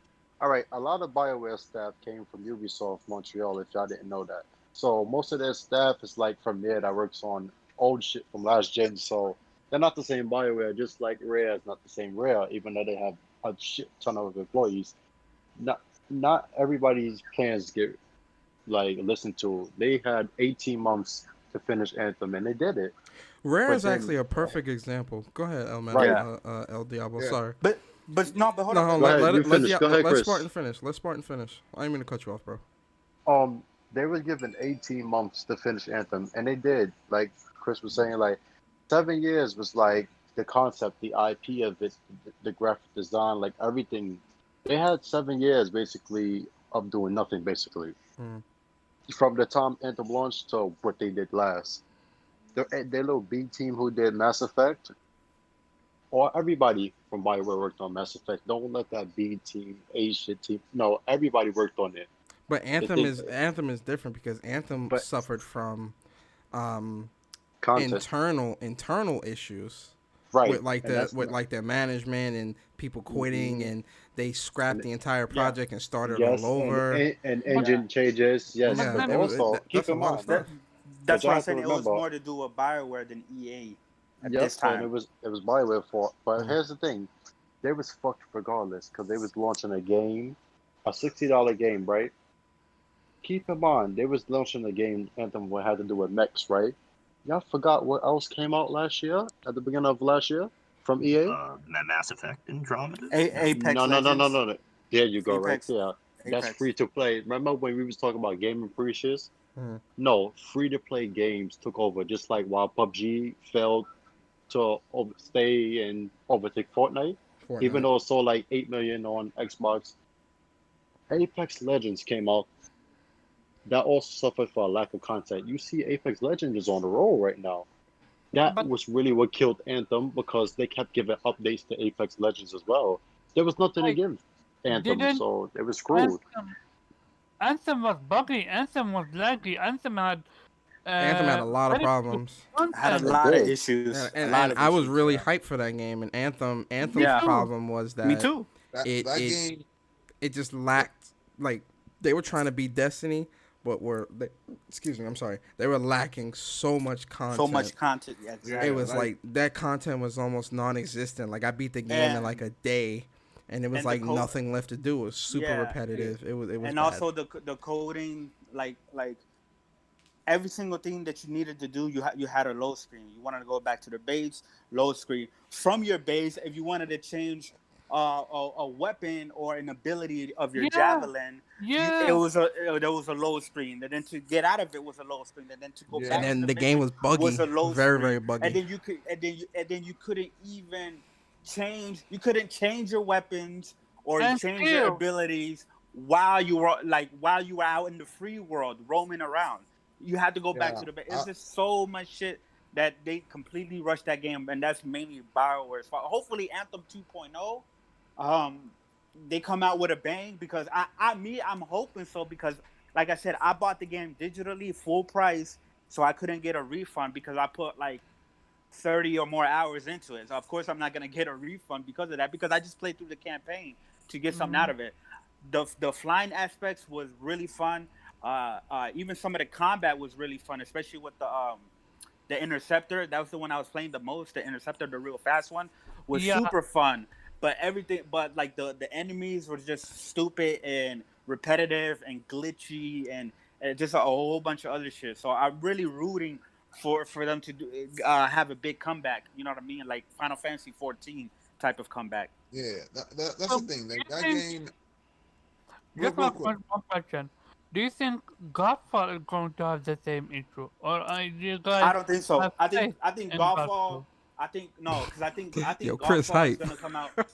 Yeah, no, I think Godfall is gonna have more polish and more content. I hope so because I'm actually hyped for Godfall. Me That's too. my type of game, like online co-op looter with skill melee based combat.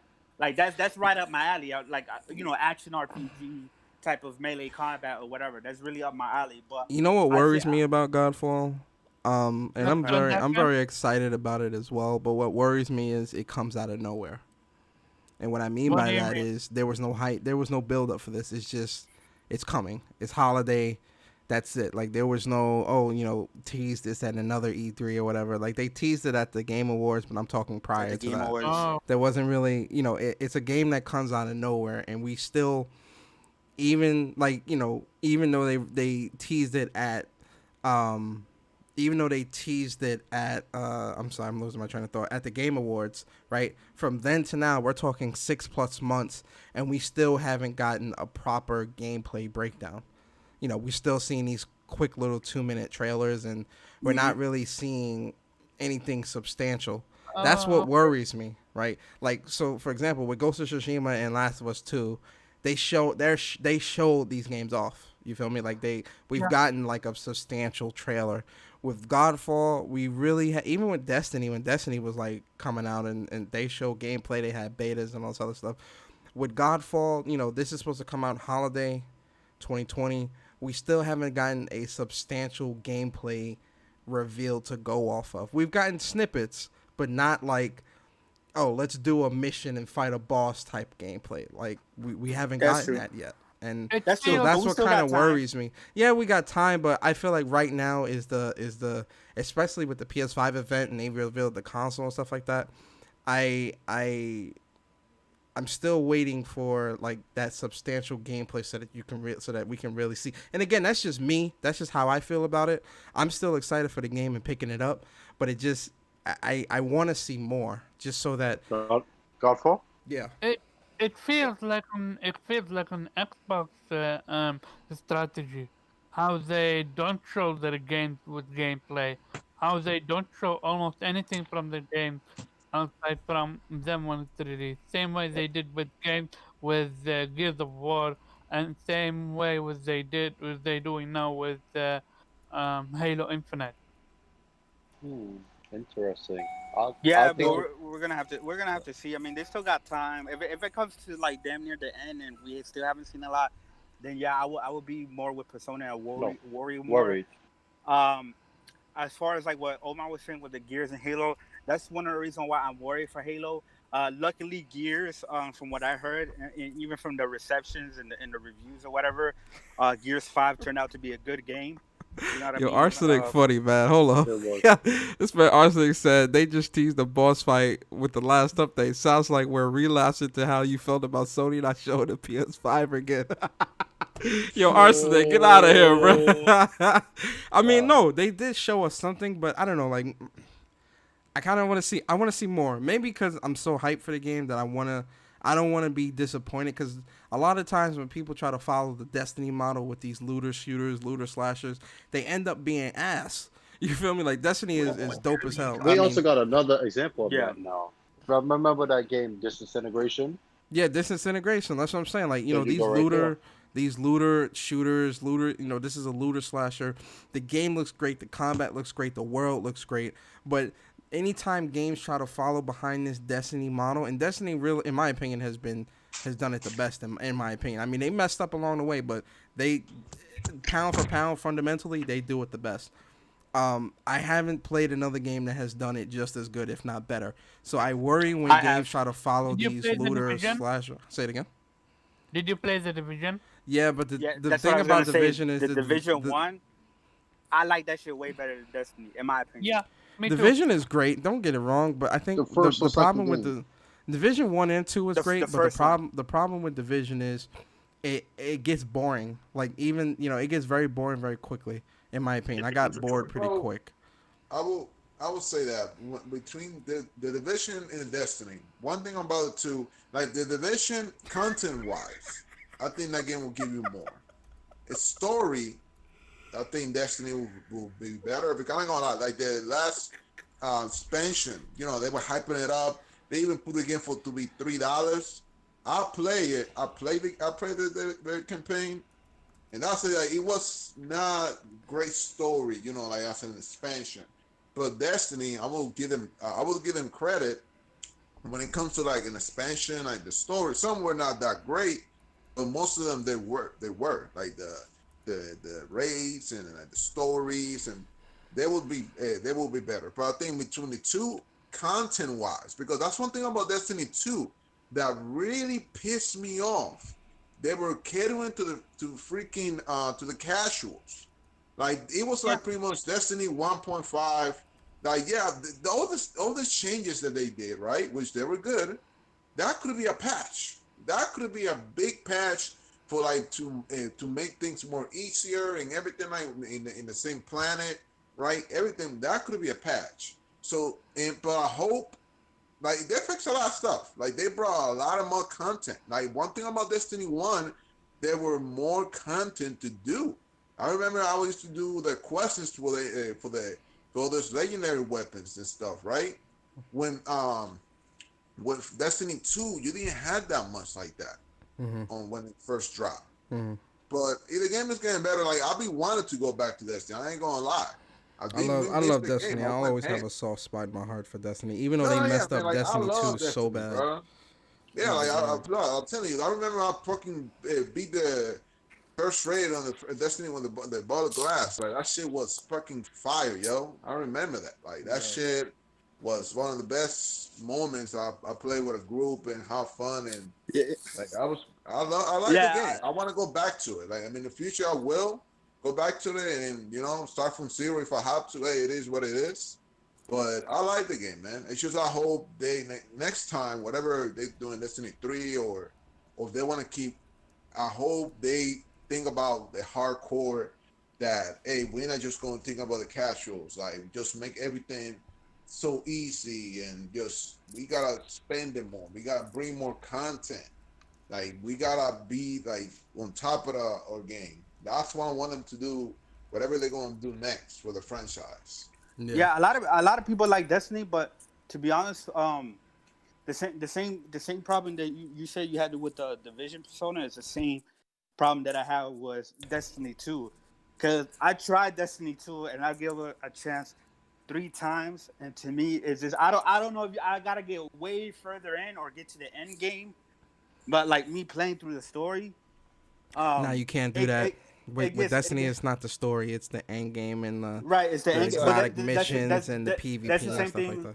That's the same thing with the Division, but like it just gets like. But the way the Division is structured is what makes it boring to me, because it's not structured in a way where you play through the story and then you got the end game where you're doing like raids. Yeah, it is. No, I'm saying like the structure of Destiny. The structure of Destiny is more appealing to me, and it's structured in a way where it's easy to follow, and not saying like it's easy to follow, but it's also very streamlined. And I don't know, like Destiny just does. I think Destiny does it better for me personally. No, that's fine. But to me, it's like the Division, like the what it offered me as far as like first of all, it's a third person cover based shooter, right? And I like that shit. But also it was just like the experience of going through New York, and then you can rappel into like buildings and into the windows of buildings and like get crafts and water bottles and all this shit like to collect and build more shit for like your weapons, and then go into the dark zone and having to fight people and shit like that, then going underground. It was just like the atmosphere. Then I remember playing with that game, my friends, and to me, yeah, it's repetitive, but to me it was like super fun, repetitiveness. Whoa. Which is like with Destiny 2, like I've given like three different tries, right? But I haven't gone through the campaign. I got like halfway through, but it's just like the repetitiveness for me personally, right? And a lot of people love Destiny, but this is for me of just like fighting like damn near like the same enemies in the same way, like over and over and over again. Well, I will say this, like the raids between, you want to talk about raids, I think Destiny just destroys the Division, because the raids on the Division, meh, were never not unique. It was not very to team wise. Destiny, the way they make the raids, it's like very different. Like it's like it takes a team effort, right? And it's so much better. Like one thing on the Division, like they gotta work on in the future is to do the raids. Like they can take some notes from the Destiny. Like do something more team wise. Like you gotta go here, you gotta go this way. We gotta go like something like that. You know what I mean? Like I don't know, it was more unique raids than Destiny in the Division. But like I said, the Division. We can continue this conversation into the wee hours of the morning, but it definitely is getting late. Just one question before you end. Go ahead, Are you expecting anything revolutionary from Godfall in the sense of, do you think it will have story or will its main focus be gameplay only? No, I wouldn't want it to have them have a story focused game because usually with those, if you're trying to make a looter, an online looter with your friends or whatever, the stories like never work out. Like they're usually like put in the back burner or whatever, and it to me it drags the game down. I To think me, they can have a background, right, and lore about the world and why you're doing the things you're doing as far as like your character or whatever. But as far as like having a story with like characters and cutscenes or anything like that, I don't want that. Just make it a fucking looter shooter I can play with my friends and in and out, and just give me enough substantial content to keep wanting me going back. You know what I mean? Something like Monster Hunter or whatever. Because Monster Hunter is cool, but the story is trash. You know what I mean? So that's my opinion. well, I Good, think yeah. I think it's gonna fall along. If it falls along the lines of like Diablo, because Diablo has some pretty good replayability because you're chasing different armor Yeah. sets and all this other stuff.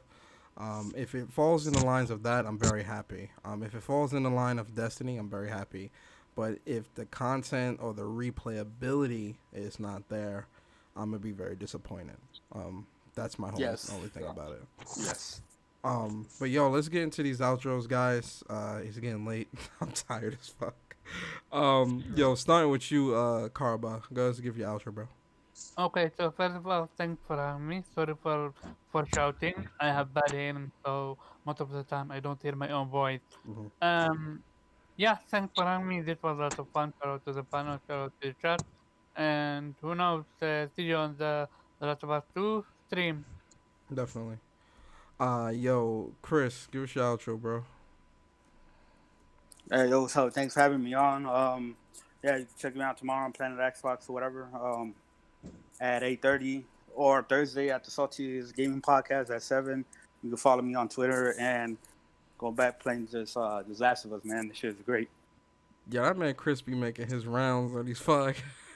That man go on tour every week, man. He be on like 4 different podcasts, you know, bro. not you know the reason why is because for like the longest time I would just sit back and I used to listen to podcasts like you know what I mean for like since like 2011, right?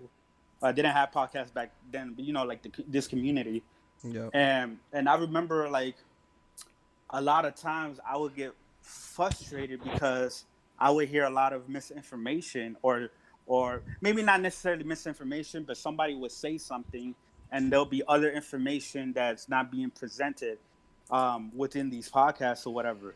So until finally I just said, you know what, like let me like I think it was a Weapon Wheel. It was like the BG was like the first one I asked because it was when the whole misinformation about Final Fantasy VII remake and shit was going around, right?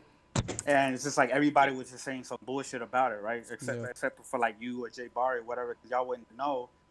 And so from then, you know what I mean, I got on that. Then Smooth was doing one of his rants, and I joined. And then from then,